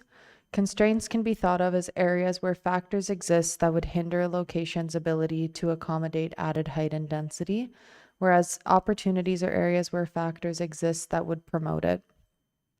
Our analysis involved consideration of policy constraints, height constraints, and opportunities, what we refer to as our component maps, and the 3 maps are shown on the left-hand side of the screen. Once completed, we moved on to the suitability analysis, which was developed by overlaying the 3 component maps, resulting in scores divided into unsuitable, low, moderate, and high suitability ranges. Taking the suitability map a step further, we applied parcellation, which generates an average suitability score for each property. This turned the granular suitability map into a map that provides an overall score to each individual property. Our next step was an additional map that was created to note through parcellation only highly suitable properties within the urban area. The following slide shows a graphic that is a symbolic representation of the previous slide. As we move through our detailed overview of each map, the symbols in this graphic will appear to help you understand where in the process we are and what methods were used at each stage. The methodology that went into the mapping was a key consideration. To ensure a balanced evaluation, staff applied the analytical hierarchy process throughout each phase, which is a method that helps compare multiple criteria by assigning priority rankings. This, plus applying natural breaks, which is a statistical approach to set the scales of each map, provides us with the mapping outcomes. The first component is the policy constraints component map, which is comprised of data layers that are reflective of development constraints associated with planning policies contained within the official plan and community planning permit bylaw. The data layers within this mapping component were split into 2 portions. The first being absolute policy constraints, where development is not currently permitted and where increased height or density is typically not considered nor suitable. And second, semi-policy constraints, which indicate those features that require further consideration. The important distinction between the data layers in the absolute policy constraints and semi-policy constraints is that absolute policy layers receive 100% weighting in the final suitability analysis, while the semi-constraint layers receive lower ranked weights based on the priority ranking that was identified through the AHP matrix. So the following slide will just go through the layers that were part of this policy constraints component, and the following maps have been grouped based on similarities and include layers of both absolute and semi-policy constraints. So we have our slopes layer, our waterways layer, wetlands layer, fish and deer habitat layer, human constraints layer, which includes aggregate, MTO lands, railways and rail yards, Trans-Canada pipelines and their associated buffers, the land use designations layer, hill crowns layer, and flood and conservation layer. And all of these maps have been further detailed within our analysis in the report. Overall, when the individual maps are pieced together, the result is the following policy constraints component map, which has been given a scale from low to high.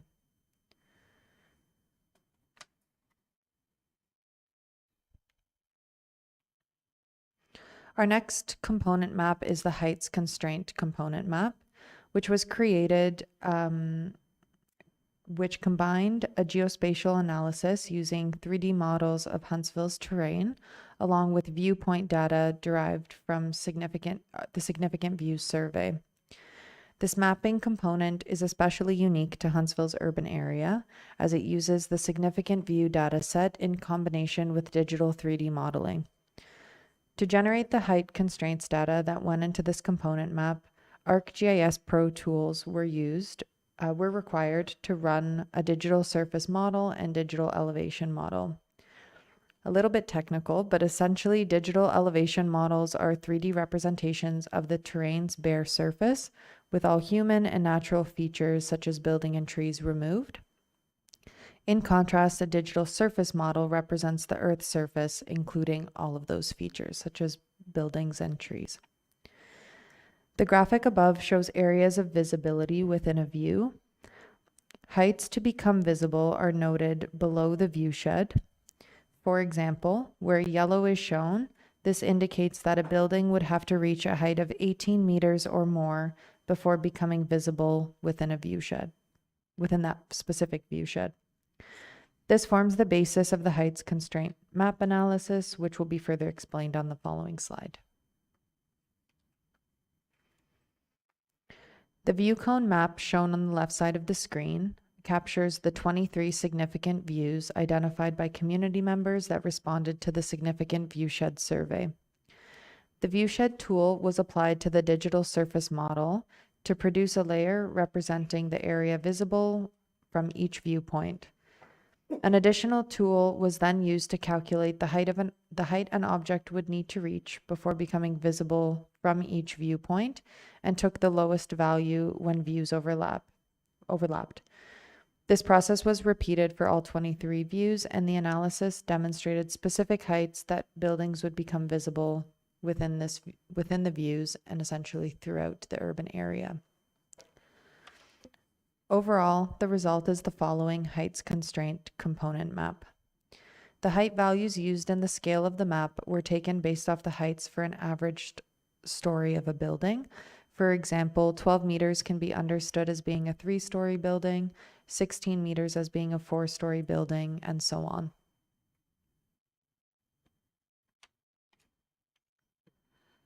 The final component of the suitability map is the opportunities. The opportunity component map is comprised of data layers that are reflective of factors that promote and support development potential from a density and height perspective. The data from this component was derived from several sources, such as the official plan, the Community Services Master Plan, recent council directives and decisions, and the data analysis from the height constraint map. So in the next slide, I'll just showcase the layers that comprise this component map. So we have the Parks and Trails proximity layer, the intensification corridor layer, the high density cluster layer, the bus stop proximity layer, and the areas outside of the 18-meter height constraint layer. So these are all detailed in your report, there's a little bit more explanation. So these all layered on to create this other component map. So the areas with the darker hues represent areas that either have several overlapping layers or higher valued opportunities. These opportunities and how they individually are weighted contribute to the final suitability map and are positive factors influencing increased allowances for suitability for increased height and density. So the combined final options for the suitability map will provide an overview of those 3 options. So we reviewed these options for implementation and the pros and cons of each. Please note that the maps are out of order in terms of the recommendation, but remain in the same order detailed in the report. As Madeline noted, we provided a printout of all the options and recommendations if you would like to follow along with that. Overall, staff have determined through the suitability mapping areas where increased height and density can be accommodated given the assumption about constraints which aggravate the ability to accommodate increases and opportunities which mitigate the property's ability to accommodate additional height and density. The map chosen can be integrated into the CPP bylaw and within, of course, the planning process to inform staff and council's decision-making regarding increased height and density. Please note we are seeking direction on the map used, but changes can still be made to the final map and throughout the continued process with this project.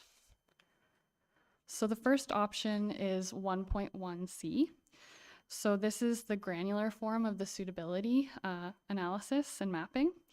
Areas that are not suitable for increased height and density are shown in the dark red. Areas with low suitability are shown in the light red.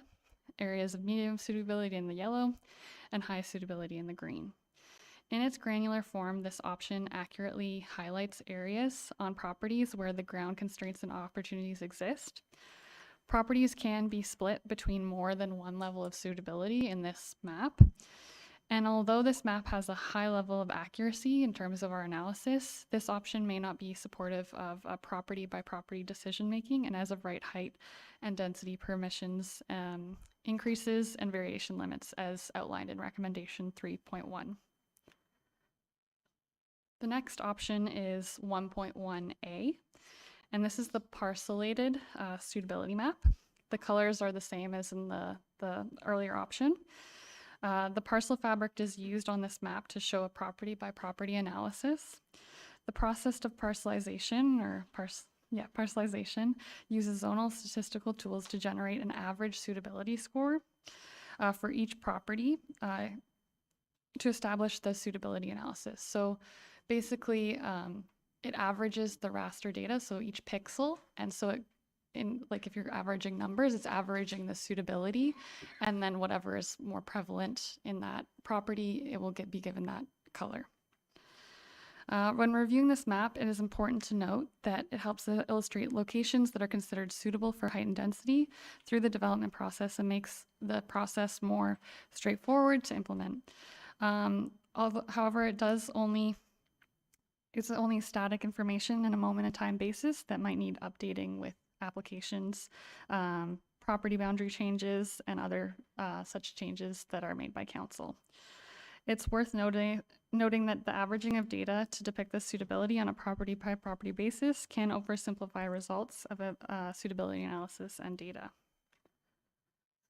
So the final option is 1.1B.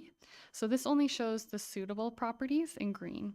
So if council public simply are interested in seeing the areas where additional height and density are maybe appropriate, this map only illustrates those properties, so it doesn't show the whole analysis.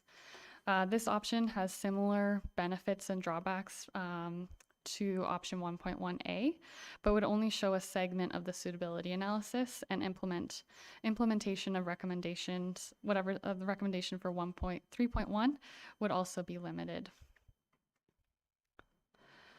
So we also, as a part of this deliverable, had a great layer that we found would be useful for planning in general. The final element is the hill crown overlay, which is depicted on screen. The hill crown mapping includes prominent heights of land and all surrounding lands within a 10-meter vertical distance of the hill peaks. So these are areas that stand out. They're not all named, but you kind of recognize them as you go through town. The Hill Crown dataset has been created to support implementation of the official plan policies to protect views and vistas, and encourages retention of vegetation on prominent heights to maintain the natural appearance of these high points of land, not previously mapped in any of our policies. So our further recommendation, no matter which map option you go with, is that this is utilized in any option. So with that, those are our options for our first deliverable, and we welcome any questions for this item at this time. Comments or questions? I see our GIS people in the gallery. Thank you. Oh my goodness, the amount of work you must have put in. Oh, and one over here. Councilor Morrison. I sat here so many times during that presentation, just blown away. I must say, I know Jose and Margaret are here and all the planning team. My time on council, I don't think I've seen a more professional and comprehensive report from a consultant or staff. Like, that was unbelievable. And I'm gonna need a lot of time to digest it. You guys killed it. So good. I didn't expect it back yet. I thought we were getting it later. Now I realize why it had taken, I'm surprised it didn't take another year to do that. That was so good, so detailed, and way more than I expected. So thank you guys. Mayor Alcock. Ditto. Thanks, Chair Stone. I also, I was blown away, and I was so appreciative of your slide deck today, of your overall presentation, because I was reading it and I thought the amount of information in this study is mind-boggling, and all of the other reports and studies you've looked at to do comparisons with our analysis, I'm blown away. And I feel the same as Councillor Morrison, though. I need to still digest what we're being asked to decide, right? Because the difference between 1A, B, and C, I kind of get it because of your presentation, but you know, the consequences of going one way versus the other. I think one is more restrictive, right? And one is more as of right.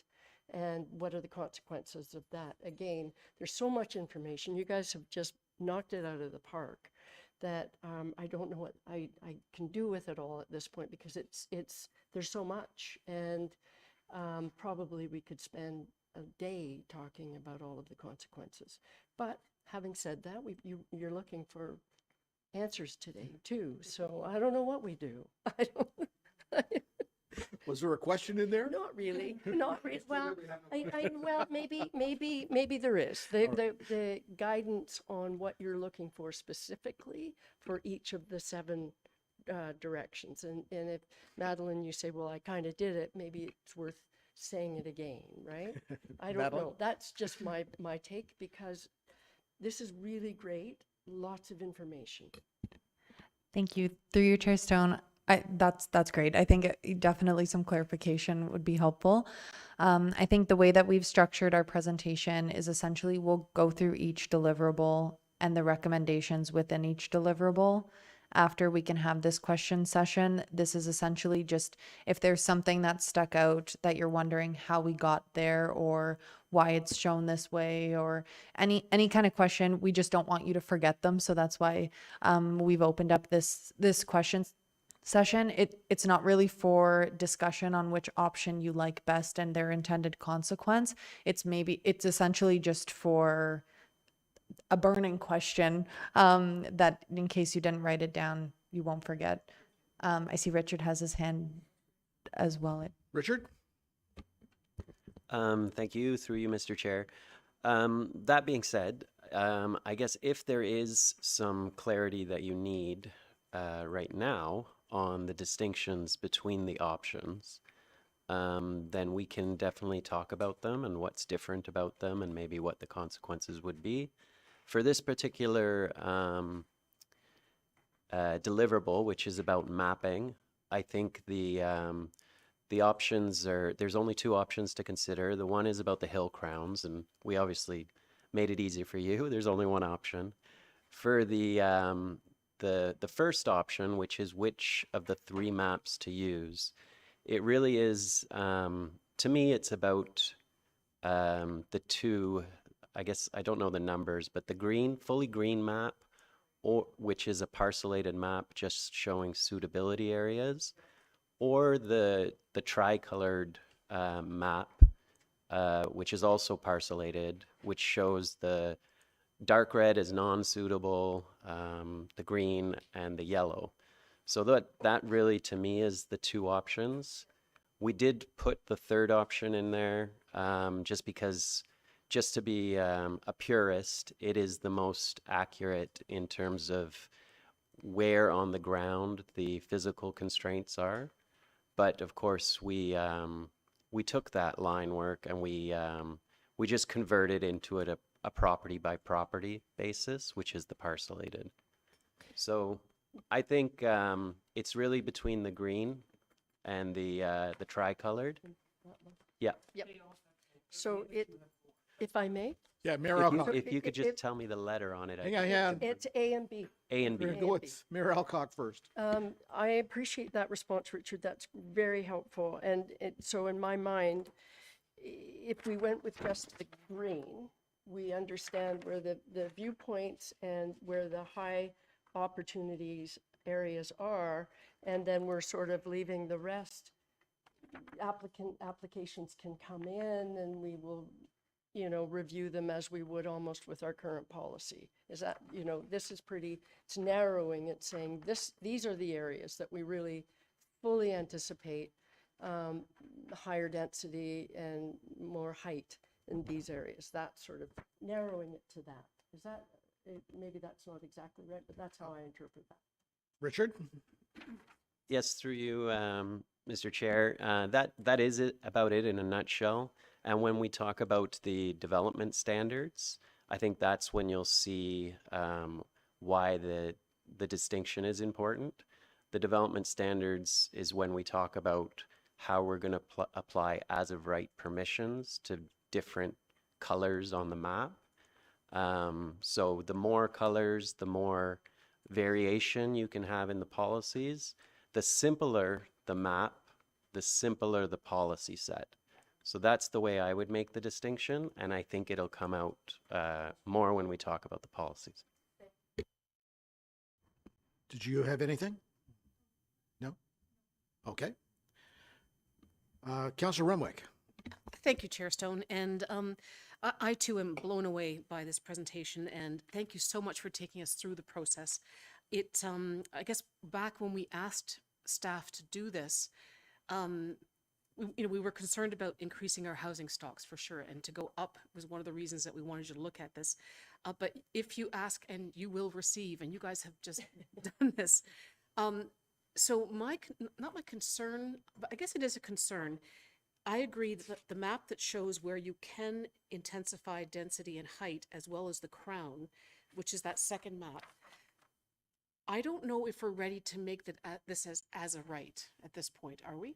We're not asking that question today to say that if we make this into a bylaw and these are places that we could put density and height,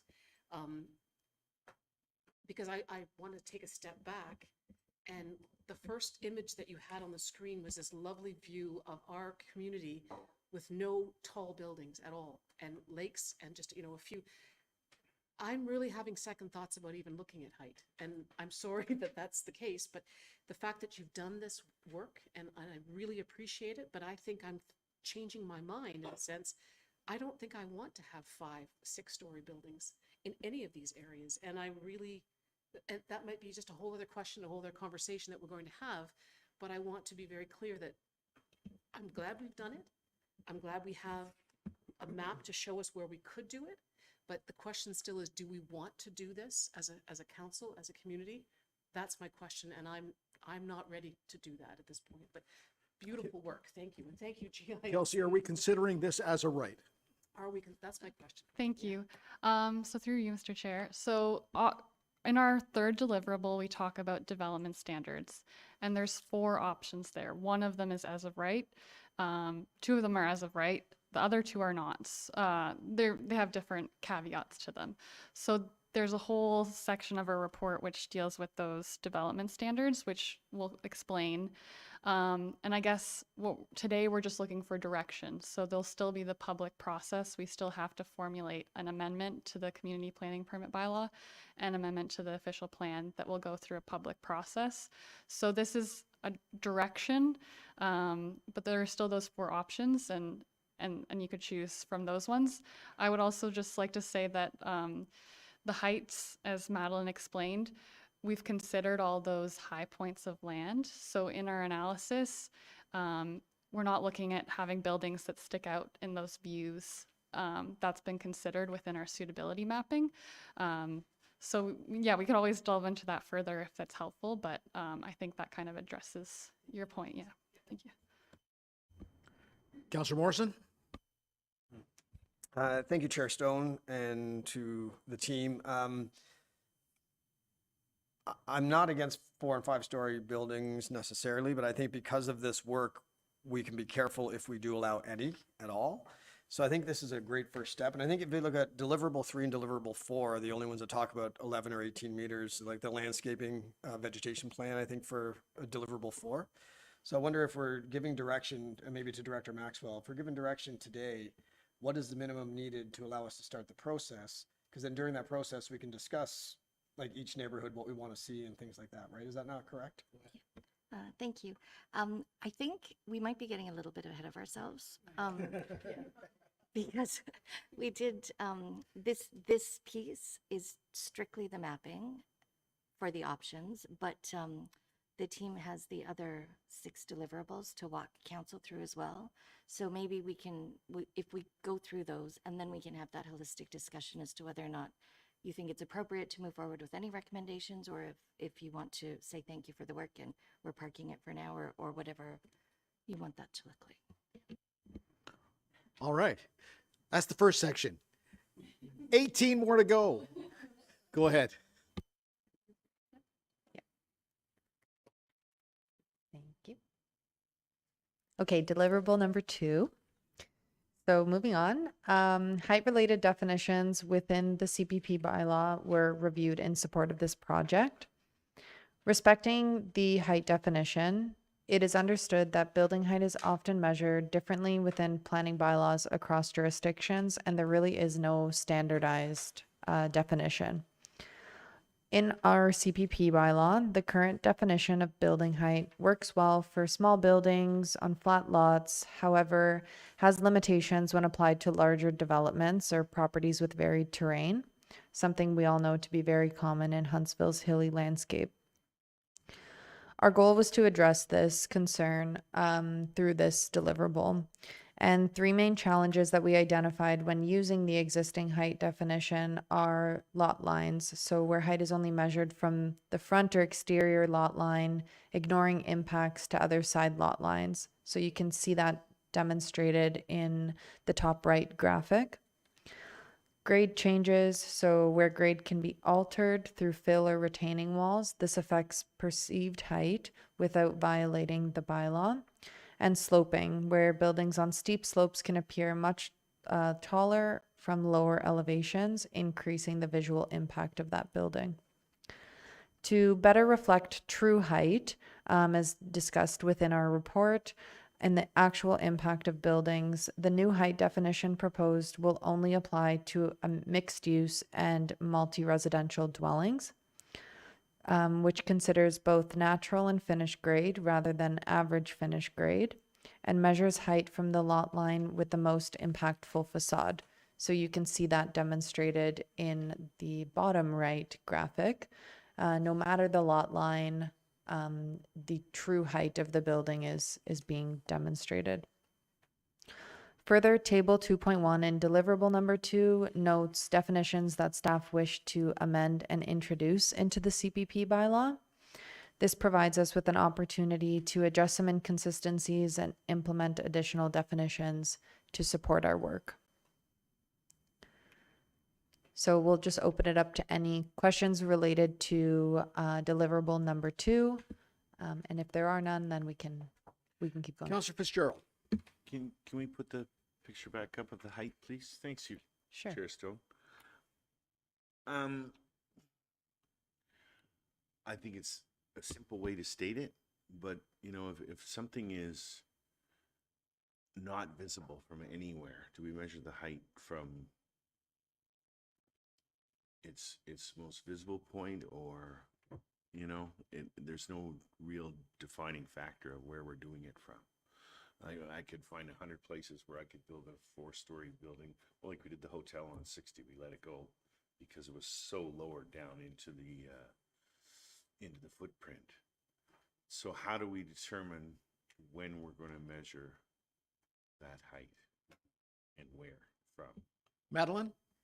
Thank you, through you, Chair Stone. That's a great question. So further in Deliverable Number 3, we'll outline how this height definition gets brought up. And essentially, it's through a note in the permissions table that will state for mixed use and multi-residential development, this new proposed height definition is utilized in calculating the height measurement to understand the true height of the building, whereas all other development will continue to use the existing height definition. Follow up? Go ahead. So we're stuck with the highest height, even if you can't see it from anywhere. I don't know if there's enough flexibility in that for development. So and if they want that accepted, what's the process, I guess is what I'm saying. Well, we're trying to streamline and simplify things through this process. And I don't see any I see simplification there, but I don't see opportunity for exception, because there is always going to be exceptions asked for, and sometimes if they're appropriate, granted. So how do we address that where it doesn't have to go through the whole process like we're trying to avoid by doing this? Was that a question or? Yeah. How do we is a question. All right. Yeah. Who's taking it? Kelsey? Thank you. Yeah, so when we first drafted this, it was to look at the unintended consequences that we see all the time when we do development review. So often there can be buildings that are built that are much higher, but because of how height's currently measured, you don't get the full impact of it. So that was in our review what we were trying to achieve, but I think your comments are definitely welcomed and we can look at that further. But yeah, I think it's when we were only applying it to multiple residential dwellings, it's only a certain subset of development that is already having to prepare studies and going through the process. It's not the everyday house with a walkout basement. So yeah, we thought that we were trying to, by only applying it to this type of development, that it would be okay, but we could definitely take your comments into consideration. Yeah. And last follow-up, I think it's great that you're really trying to define it. These are our most, I guess, complicated applications that we receive, and they seem to take the most time. And in essence, time is money, and for staff and for us, the process to go through the changes that we have to make. So I like being definite, but let's leave it so there's some staff autonomy here and flexibility, so we're not holding things up for 2 cycles of council or something that has to go to district. Refine it. Kelsey? I just wanted to also note that in recommendation, or sorry, in deliverable 3, we'll also talk about those options as I noted for the development standards.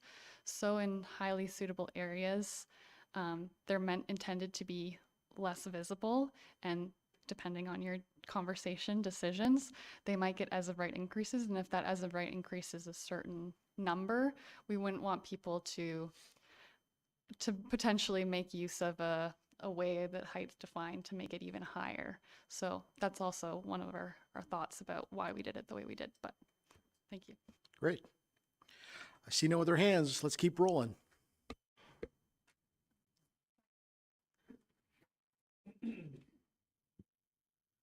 Thank you. So yeah, this is the third deliverable, as we've referred to. So this talks about development standards and as of right permissions, maximum variation limits, and performance standards. So in this deliverable, height and density related development standards contained in the community planning permit were reviewed in support of the height and density evaluation criteria. As a result of this review, options were refined for as of right height and density standards within certain specified areas as informed by the suitability mapping, which was the first item that we discussed.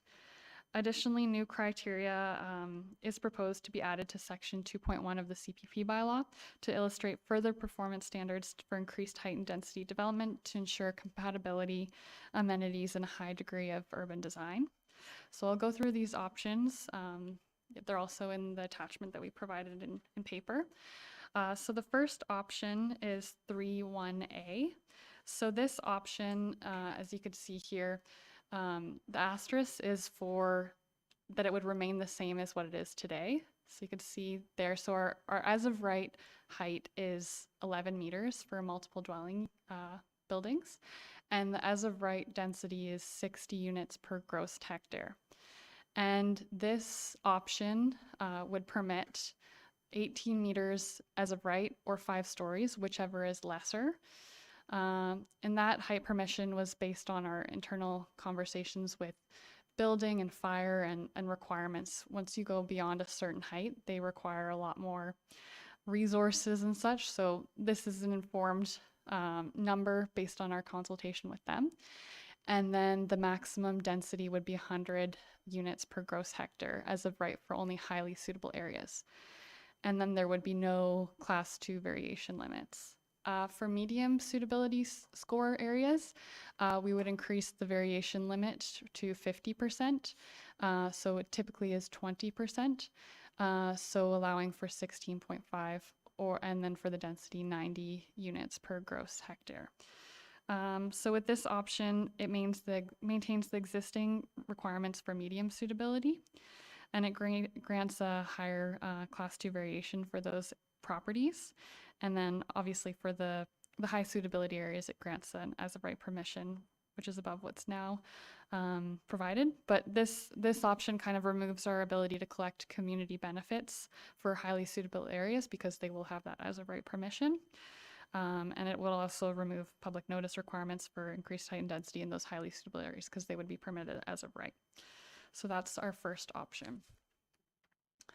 For option 3.1B, it would be to only increase as of right permissions for height and not for density.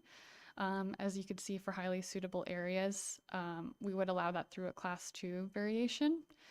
And then for medium suitability, they would, through a class 2 variation, which is a staff delegated approval, they would be permitted the same height and density as high suitability areas. So this would maintain the existing height and medium suitability areas and then grant the higher class 2 variation limit. And then it would authorize, sorry. And then it would restrict density, so there'd be no as of right increases for density. And then our next option is 3.1C. So you can see here there's no as of right permissions for high suitability areas, but there's an increased class 2 variation limit. So if they're within 11 meters to 18 meters, they could pursue a class 2 CPP. So it would be a staff approval, but if there were any objections that have planning merit, it would be bumped up to a class 3.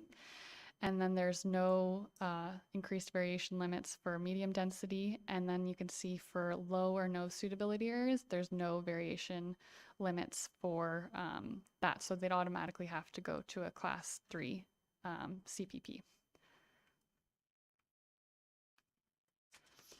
And then our last option that we provided is for high suitability areas to permit as of right increases only if the applicant is providing long-term or affordable housing as secured through an agreement. And there's as of right permissions for both the density and height. And then the medium, there's no increased variation limits, it maintains the same. And then low and no suitability score, there's no class 2 variation limit, so it would automatically go to a class 3. So unlike inclusionary zoning, where affordable housing is required as a part of a new development, height and density lift is offered and used to give developers more choice and incentivize housing options. But there's no as of right permissions if they don't provide that. So those are our options in terms of 3.1, and I'll turn it over to Madeline for 3.2. Thank you. So similar to notes that are included within our precinct tables in the community planning permit bylaw, and regardless of the option chosen for recommendation 3.1, recommendation 3.2 suggests that the following notes as listed on the screen be implemented into the chosen as of right permissions table. The notes include ensuring that there's an understanding of which height definition should be used, restricts permission within hill crown overlay areas, and directs proposals to implement performance standards, leading us into our next recommendation for this deliverable. So based on a jurisdictional review, the need for clear standards to guide the design and impact of taller, denser buildings was necessary. We developed 3 core pillars to guide our performance standards, being building design, site layout, and amenities. Together, these pillars support well-designed, functional, and community-oriented development and shall be applied to developments that exceed 11 meters or 3 stories in height. Each pillar is supported by relevant policies within the official plan and contains subcategories reflected in the performance standards. Building design includes step backs, mechanical equipment screening, facade treatments, and lighting. Site layout includes dwelling unit mixtures, building orientation, landscaping, parking, and setbacks. And amenities include commercial space, shared amenity areas, and bicycle parking. Flexibility has been provided within these standards. However, if a proposal seeks to vary 2 or more, a Class 3 community planning permit would be required to ensure a thorough review and public engagement. These performance standards have been included to ensure that taller and denser developments contribute positively to the built environment and community character. It is recommended that they be included in Section 2.5 of the Community Planning Permit Bylaw, which currently outlines criteria for increases to height and density. And we can open it up to any questions. Mayor Alcock. Thank you, Chair Stone. And really, just a quick comment. The performance standards section to me is like a no-brainer to me. What you recommend, whatever you're considering, this is really critical. And whether as of right, not as of right, this is really important that you meet these performance standards or no one's going to consider it. So I think that's how I'm kind of interpreting that. You're saying these are really essential. If you don't meet that, you're not going to get from go anywhere. So really support that. That's great. Excellent. I see no other hands. Let's go. Sorry, I just wanted to follow up because the options, the as of right permission options, were also included in that deliverable. So I just wanted to make sure that there weren't any questions regarding those. Mayor Alcock. Thank you, Chair Stone. I didn't, you're right, it is there. And I guess a question I would have, given, I get the concern, you know, as soon as you say something's as of right, I think it's really important, the point you made about you lose control over the whole community benefits thing. I don't think there's anybody around this table who wants to lose that control. I don't want to lose that control. So the next one down from the as of right, one more time, just I think that's where I'd land. The next one down, including these high-end performance standards that, you know, before you get to pass go, you have to meet that. But, you know, how do we make it easier, but also not giving everything away? That option. Sorry. That's okay. Just to clarify through you, Chair Stone, would that be option 3.1B? It would increase as of right height permissions and increase Class 2 variation limits for density properties identified as having high suitability, but you're increasing as of right. So you're saying we will have some as of right in that option. And I take to heart, I love this guy. I mean, in a way, this is a really informative guideline. I hate seeing the loss of control, that if someone comes forward and well, as of right, although maybe, is that the one where staff can that would- review it, and if there's opposition, it kicks up to, that's the one? That would be 3.1C. C. Okay. So maybe that's the one I'm veering towards. That could be. All right. I think I've said my piece. Thank you. Sure. Richard? Thank you, through you, Mr. Chair. And just quickly, so it's good to, I guess, as Mayor Alcock just did, try and tease it out. So it might be that you liked elements of A and you liked elements of B, but you prefer an element of C. But it may be that if you read the whole of option C, there's an element you don't like. So that's another way to think about it. In option C, you're right. It is basically saying in suitable areas there would be a Class 2 variation limit that would allow council to entertain some height increases, subject to providing the community benefit, which is what you wanted. But what we also included in option C is that in low suitability areas, there would be no ability for staff to vary. It would go directly to council. So think about it as a whole, and if that makes sense to you, then that's the option you want to go with. And then the fourth option, D, is basically saying, basically the height limits stay the same in suitable areas, but we are allowed to entertain a height increase of up to 18 meters, providing it's going to be affordable housing or long-term rental. So we're not getting necessarily the community benefit negotiation, but there's a requirement that if they want the height increase, it has to be with those criteria met. So there's some subtle differences between them, not to confuse things, but then when you think about that, I think the mapping becomes a little clearer, because if you don't care about any of the medium suitability areas or the low suitability areas, then maybe there's no point in showing them on the map.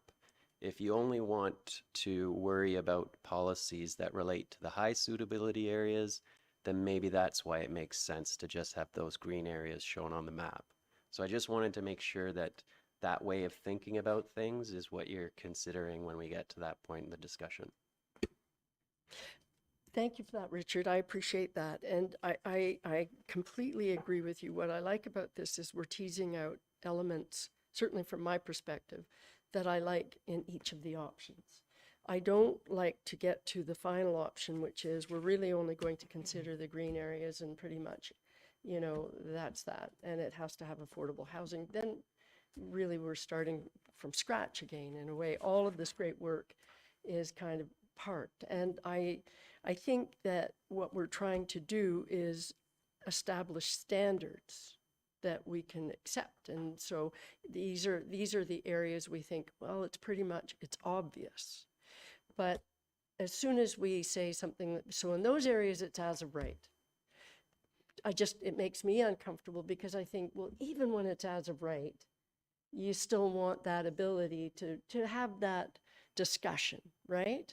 And so you're kind of taking away, but you want the flexibility so that staff can say, these areas are pretty rock solid, but here are the performance standards that are really critical.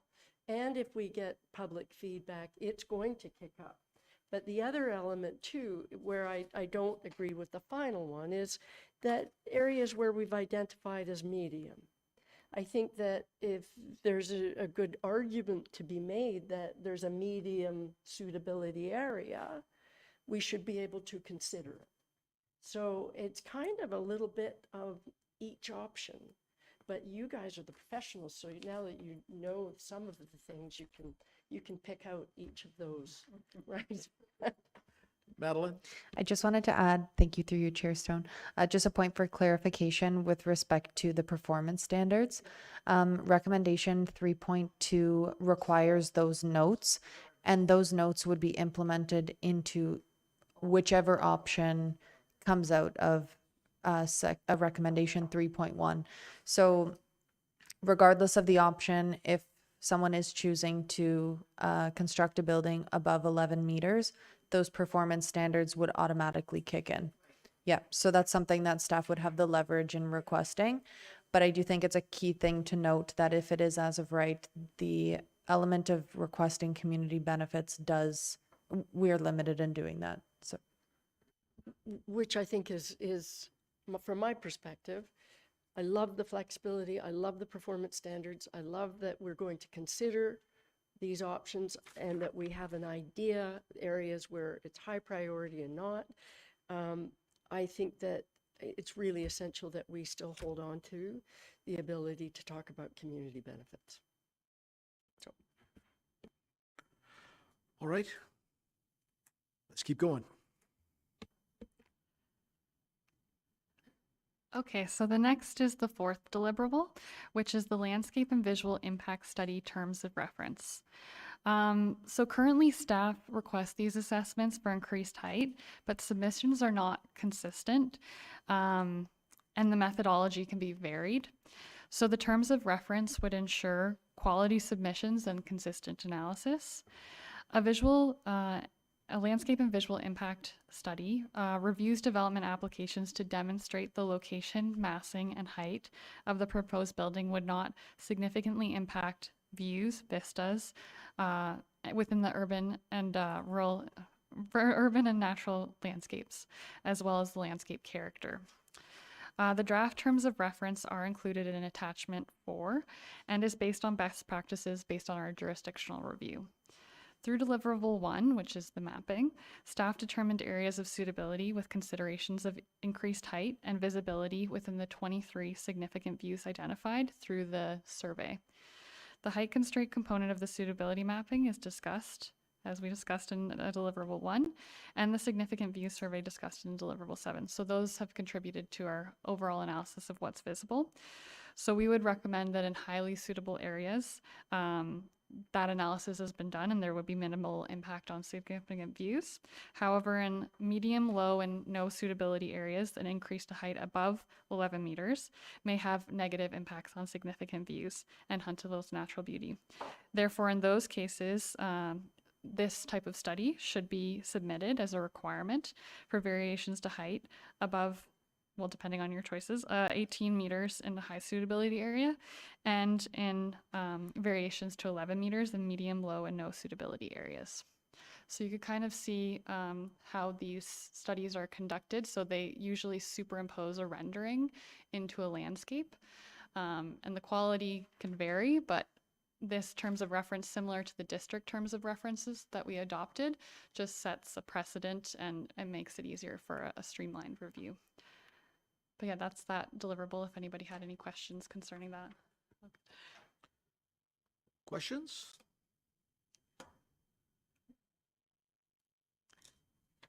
Keep going. Okay, deliverable number 5. So this deliverable encompasses the landscaping standards and revegetation guideline, which aim to ensure that developments with increased height or density include high-quality landscaping that complements building design, protects mature vegetation, and enhances the public realm. These standards promote early integration of landscaping into the development process, using effective buffers and privacy screening to soften visual and environmental impacts, support stormwater management, and preserve Huntsville's natural character. Staff completed a background review of landscaping standards amongst various jurisdictions, and best practices and standards were incorporated into this deliverable, tailored to best fit Huntsville's needs. Staff have determined, under section 2.12 of the Community Planning Permit Bylaw, landscaping is prescribed based on the property's precinct and parking lot capacity. Staff have additionally determined that definitions including landscape buffer, landscaped open space, mature vegetation, native vegetation, ridge lines, and tree lines should be added into the Community Planning Permit Bylaw to assist in the implementation of the proposed standards and revegetation guideline. The proposed landscaping standards are set in addition to those included in section 2.12 and include an increased buffer widths, the requirement for mature vegetation if present at a specific quantity, required landscaping along interior and rear lot lines, and the requirement for a privacy fence when revegetation is also required. Components which are currently missing from the existing standards. Balancing landscaping with built form can allow the character of Huntsville to be preserved while addressing development-related community needs. The proposed revegetation guideline sets clear expectations for landscaping requirements. Its goal is to preserve mature vegetation, support connected green corridors, and soften the impact of new and infill development. It promotes a landscaping first approach, prioritizes native plant species, and outlines standards for plant size and quantity. By encouraging effective buffers, privacy screening, and best practices for installation, the guideline aims to protect views, enhance landscape buffers, and provide visual appeal within the community. So recommendation 5.1 is the only recommendation within this deliverable, And essentially, it's direction to amend the community planning permit bylaw to include the proposed landscaping standards and refine the revegetation guide as required for implementation and inclusion. Mayor Alcock. Fantastic. This was especially when you said landscaping first model. And this is what we've been talking about for ages, and will take away the guesswork of every application. We're looking at the buffer, and I love the fact that, depending on what the building type is, the buffer changes, and preservation of existing trees, doing an analysis of the existing trees, all of that. I love this recommendation. Thank you. So, Anyone else? I see no one else.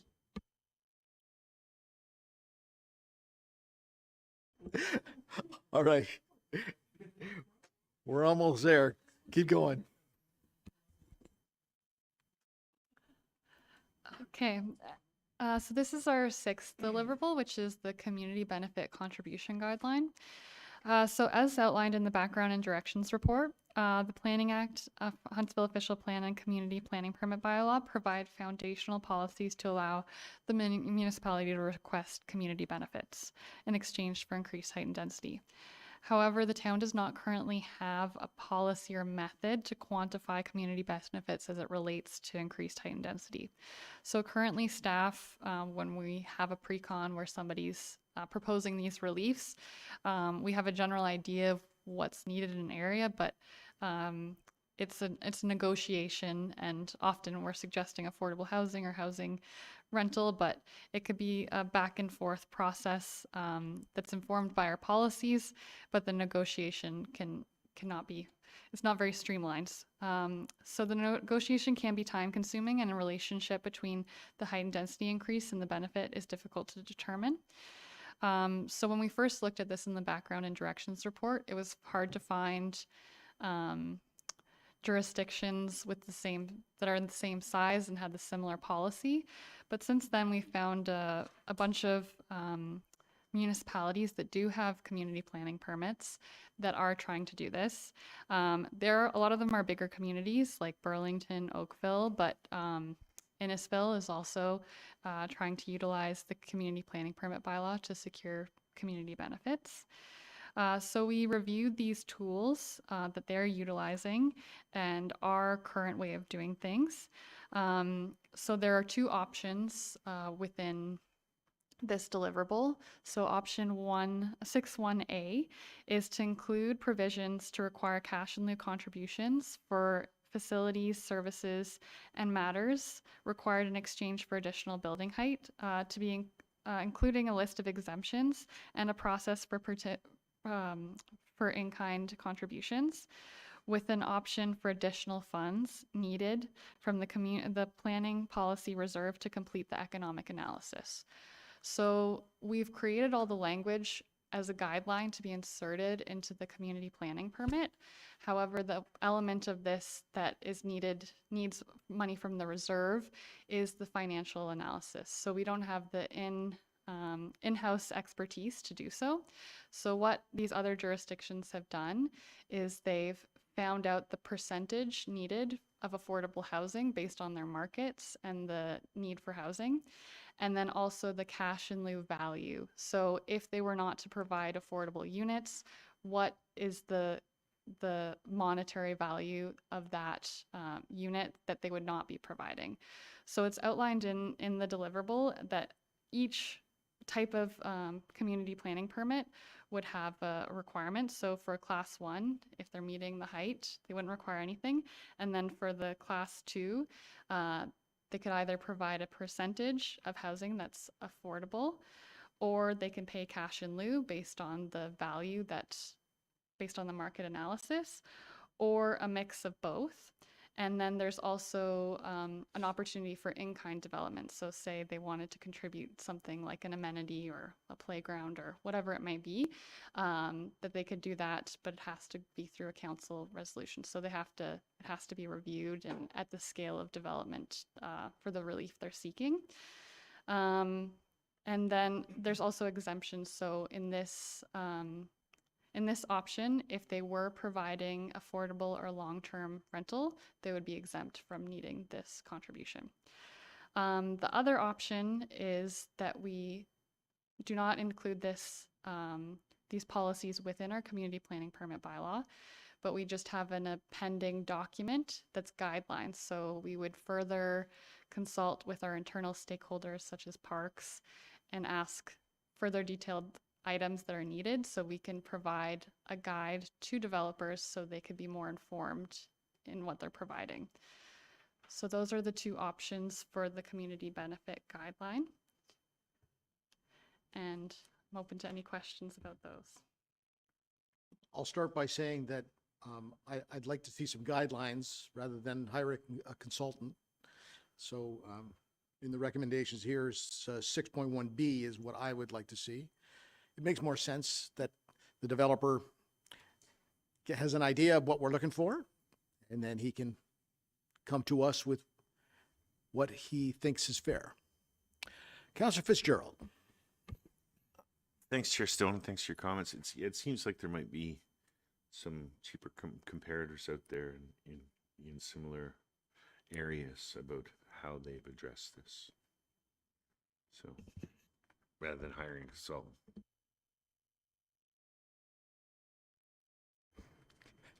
Great. I like that. Councillor Morrison. For once, someone's agreeing with you, Chair Stone. I love this deliverable a lot. I like that it's specifically going after affordable housing or community benefits. My question is, if we do the cash in lieu, which we've discussed here a couple times, is, unless I missed it in the report, is it to go into a certain fund? Is it to go towards parks, to go towards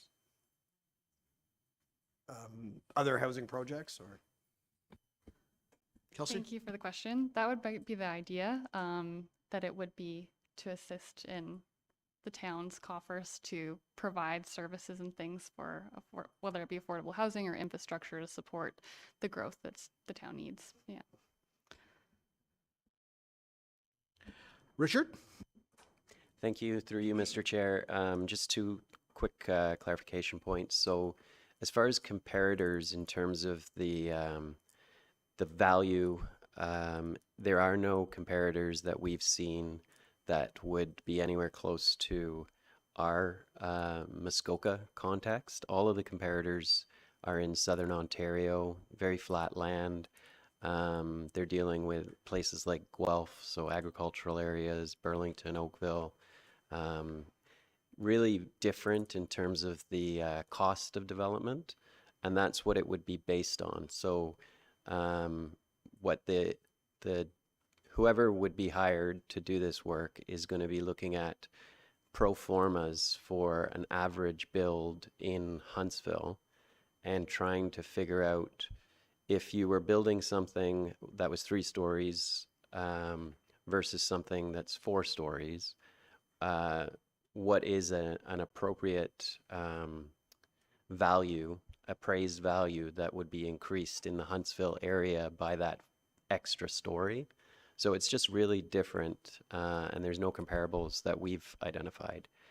The other quick point of clarification is if money is paid cash in lieu, it would basically, I think, as Kelsey said, it goes to funding community benefits. It wouldn't go to funding like infrastructure improvements for growth. That's from another, that's development charges. This would be more for adding to our places like parks where we need additional equipment or where we can accommodate additional equipment that we believe would provide a community benefit. So it's those kind of things, not funding growth-related matters, just to clarify.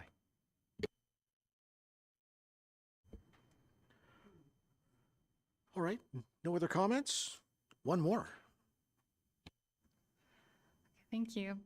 The last deliverable is our public consultation strategy.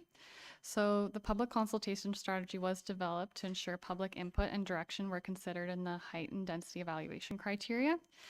planning staff developed a strategy with the town's marketing and communications department, utilizing their expertise to determine a suitable way to consult the public. The directions of the project were reviewed to assist where public input was essential. So we'd also like to thank the marketing and communications department for their help with this deliverable.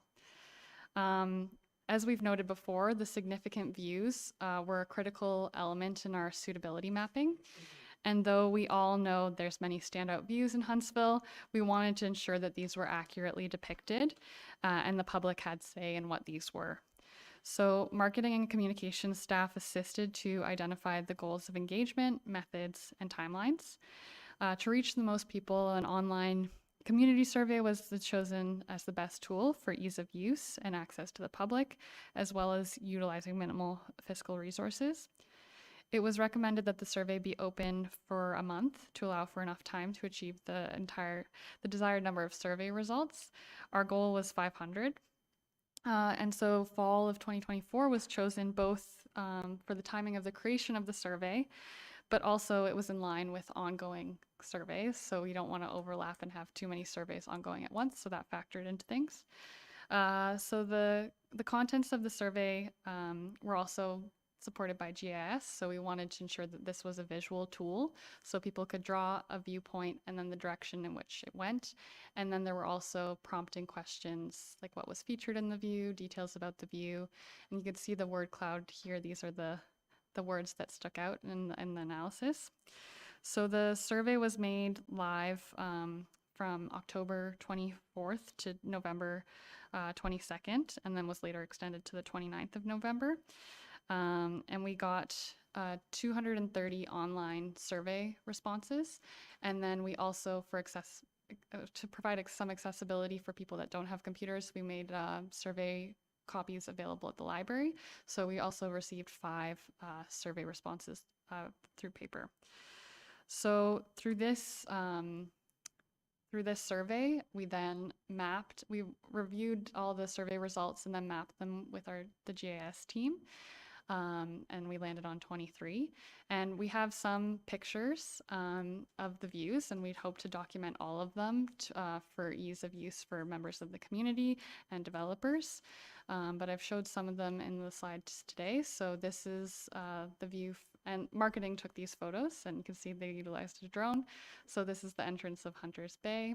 And then view 18 is the Lookout Cliff face view. So this is looking from Mary Street and Lorne, so you could look at Lions Lookout. And then this view is of Hunters Bay overpass view. So from the highway, looking over the trails that we have and the ridge lines in the background. And then the Senator Street Bridge view. And then of course we have the Swing Bridge view. So those also make up the view cone map, which informed the height constraint mapping, which informed the suitability mapping. So through deliverable 2, staff provided an outline of terms of reference for the visual landscape and visual impact study. So we would hope that within this terms of reference, we'd also include these significant views and ensure that should any development happen within these significant views above 11 meters, that these views are considered and incorporated in that terms of reference. Thank you. Any questions about that? All right, any final questions, comments?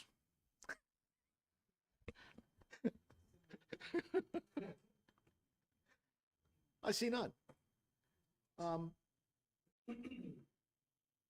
So, oh, you have one. Yes. We have Hi. one more slide. Oh, okay, go ahead. Sorry, just wanted to wrap up with our next steps.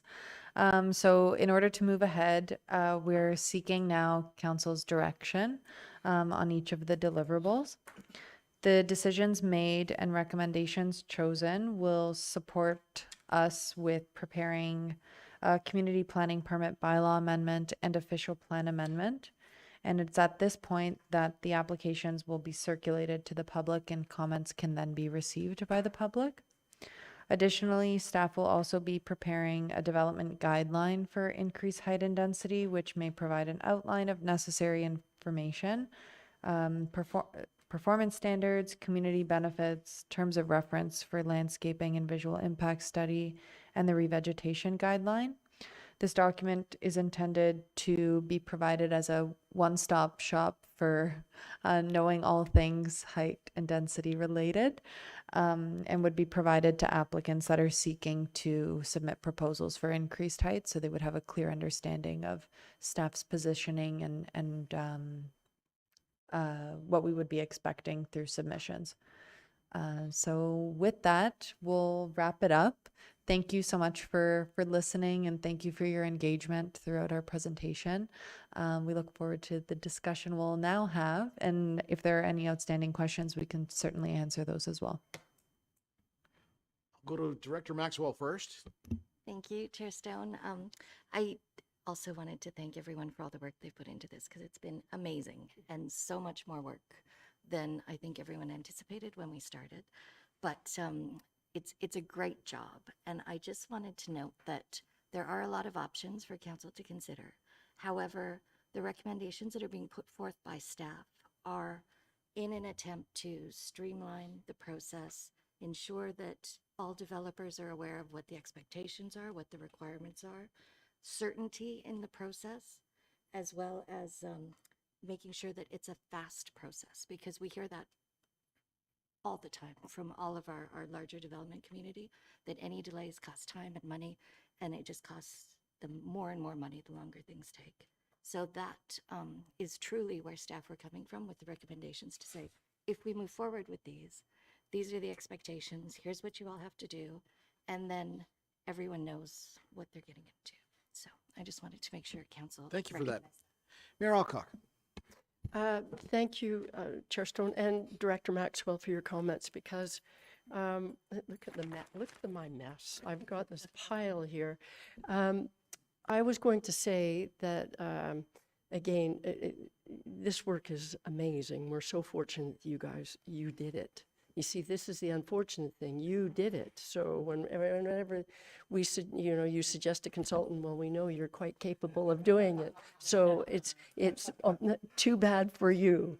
But I was going to ask you, I think I would say 2/3 of the 7, it's a no-brainer. There is consensus. Yes, that makes sense. So you've got the necessary direction on those 2/3. There are a couple that around the as of right, whatever that one is called, where I think there was a ton of discussion. But I'm going to ask you, do you have a sense of where council might be coming from on that you might be able to adjust your recommendation? Do you have enough to go on, or do you need more from us at this point in order to come back with your next draft?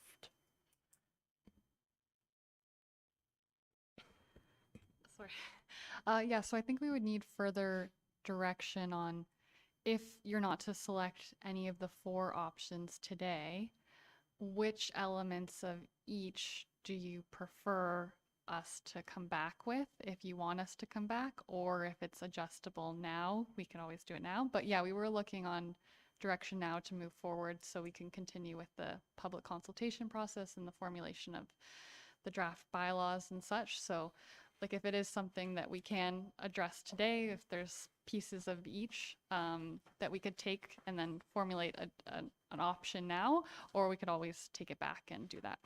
And this is the as of right one, right? Yes. Okay. Yeah. So I think I've said what I think on those. I don't think I should reiterate, because in general, I'm supportive of what you're proposing, but I, veer off the as of right. I don't know if I can be any clearer at this point, because I don't know it as well as you do. But you get the general gist. Maybe others could weigh in as to what they're thinking. Director Maxwell.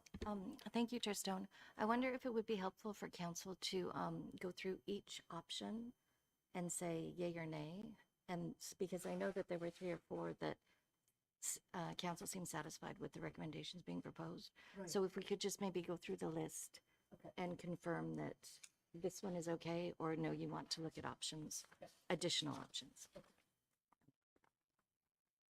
So I think with deliverable 1 and the suitability mapping,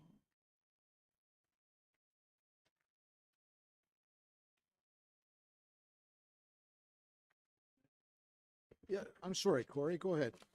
Thanks, Chair Stone. Just before we do that, I'd like to make some general comments on the policy. And thank you for all the work that you've all done. It's very evident there's a lot of work went into it. I'm generally opposed to four-story development with the understanding that there will be at times very limited exceptions. And I made comments about that in the past, but I think I want to be clear at this point that before we start to go all through these points is that I'm not willing to move forward with a broad policy around height and density, because my concern is that I think the policy has the potential to really fundamentally change and alter many areas for years to come. And I appreciate all the work that you've done. And I mean no disrespect here when I say this, but I want to stop the train and get off. And that's where I'm at right now. Interesting comment. I'm chair, I can speak, so I disagree in the sense that it's up to us to be forward thinking, to be planning. This doesn't mean it's all going to happen tomorrow. We're putting protections in place so that it doesn't come one at a time, and they get the exceptions, and we have these things sticking out of the places that we don't really want them. This protects us. This stops it from going where it should never go. And I'll let you reply. And I understand what you're saying, Councillor Stone. I really think it has the potential to take us places we don't want to go. And that's exactly what I'm trying to prevent happening here, with the understanding that we do need to change, but we need to be very careful about what happens next, as it will have great impacts for the future of Huntsville. That's fair. All right, are there other comments or questions before we kind of review each of these deliverables? Madeline? Sorry, I just had a thought that in attachment 8, so the summary of recommendations that we've printed for everyone, we've noted the recommendations that staff are recommending. So maybe if we go through them one by one, if there is a disagreement with staff's recommendation, maybe we hold that one and come back to it. But the ones that council agrees with staff's recommendation, maybe we can just mark those as okay, and we'll go to the next, just to help our clerks as well with doing any substitutions or any necessary changes for a motion. All right, good idea. All right, Director Maxwell, are you going to walk us through this? I can. So I think ultimately there were questions about the first 3 deliverables, but the deliverables 4 through 7, there was no changes that council felt they wanted to make with the staff's recommendations. 6 was, yes, okay, sorry. So 4, 5, and 7, we're good? Yes, Okay. 4, 5, 7, we're good.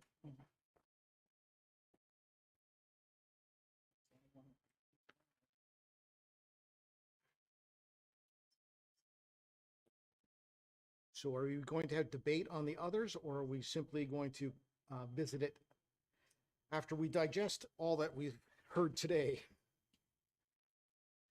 Good question. It was a massive amount of information. It truly was. And thank you for all your hard work. I know others have said it. It's just huge.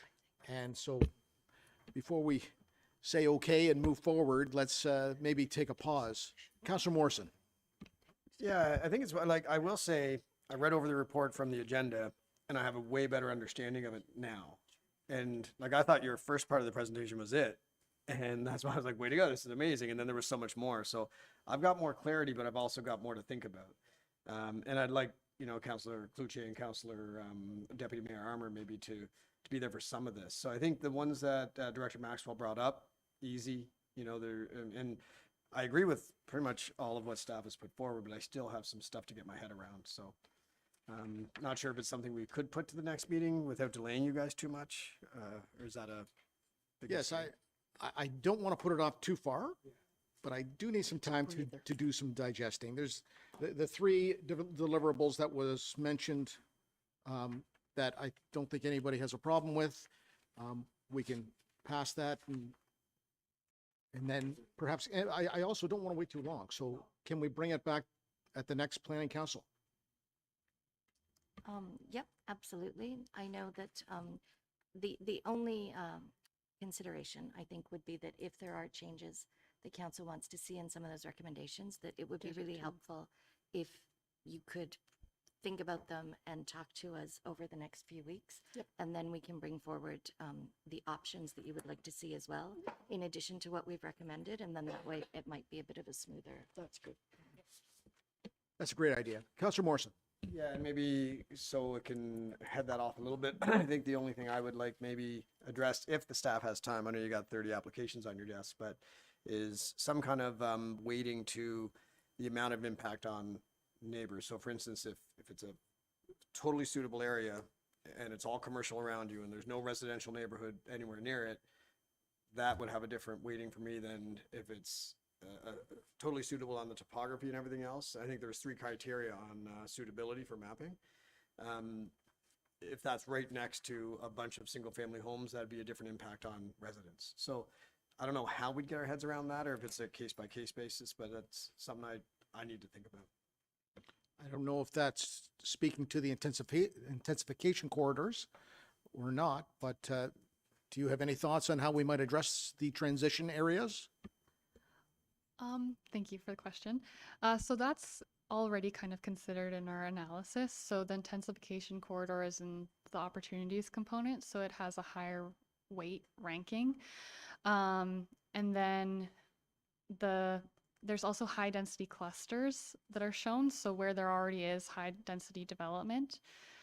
So those are considerations, but yeah, we would welcome, like, if there are areas that you were directly concerned about or that we could look into further. We did the precinct. It's hard because urban residential, there's the designation and then there's the precinct. So you can have something go from a low to a high and it's still in compliance with the official plan. But if there was any specific area that through reviewing the mapping that you thought that we should further look at, we can do that. In follow-up to that, I'm not surprised that it's already part of your research. So perhaps it's more on individual counselors that might have concerns. We now have the data, we have the mapping. We can do a bit of driving around and see if there's areas we're concerned about within the studies that are already been done. So I think that's now on us. So, yeah. Councillor Renwick. Thank you, Chair Stone. And just looking again at the map, the green map, and I hate to jump around, but looking at the areas that are suitable, did you take into consideration how many of those areas are actually properties that are owned by someone? That, like, are these vacant lots, basically? Do we know that? No, they're not necessarily vacant lots. They could be developed with a single detached dwelling.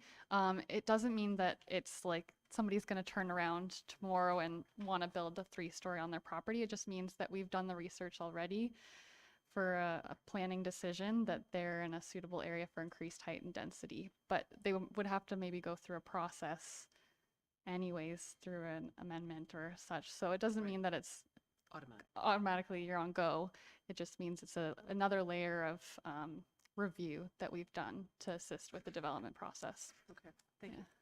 If I further to that, I think what Councillor Morrison just said too about driving around and looking at these areas, because I think that, for me in particular, I would want to see where these areas are as well.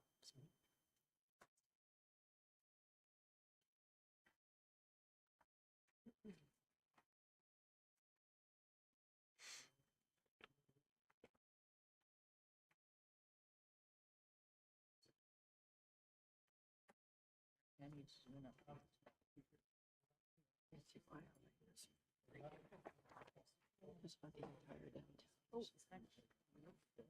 little spots that are single.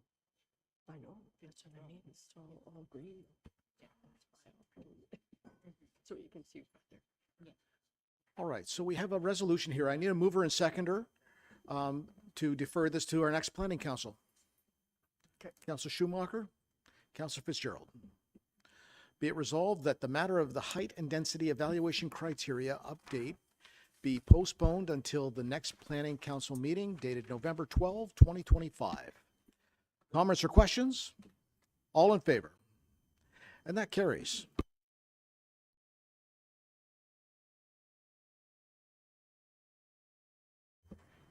Thank you all. That was a lot of information.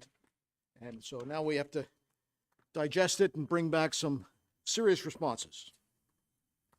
Okay, we have one more item to deal with, and I believe Richard's going to speak to this.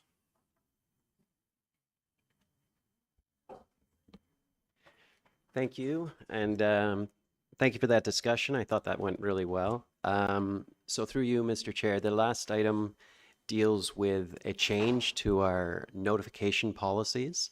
This is in recognition of the Postal Service, well, the strike, which is now almost resolved. However, we were, when it was announced, it did throw a wrinkle in some of our processes. So this suggested amendment nevertheless makes sense. And basically what we're suggesting is that we add wording to our current notification procedure policies just to say that for those applications where we still require mailouts, in the event of a barrier to that form of communication, that we can pursue one of the other acceptable means of communication that's council has already approved and that are in our official plan. So that's really all it is. And if you have any questions about that proposed change, then I'd be happy to answer.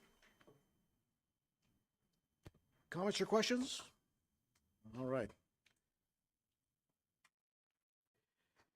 I have a motion moved by Councilor Schumacher, seconded by Councilor Morrison. Be it resolved that Planning Council approve an amendment to the provision of notice for planning applications and matters policy as attached to report DEV 2025-103. All in favor? And that carries.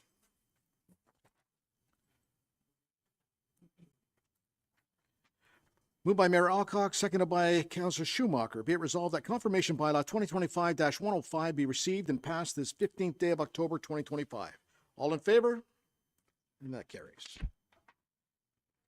And finally, moved by Councilor Morrison, seconded by Councilor Clark. Be it resolved that we do now hereby adjourn at 4:08 p.m. All in favor? And that carries.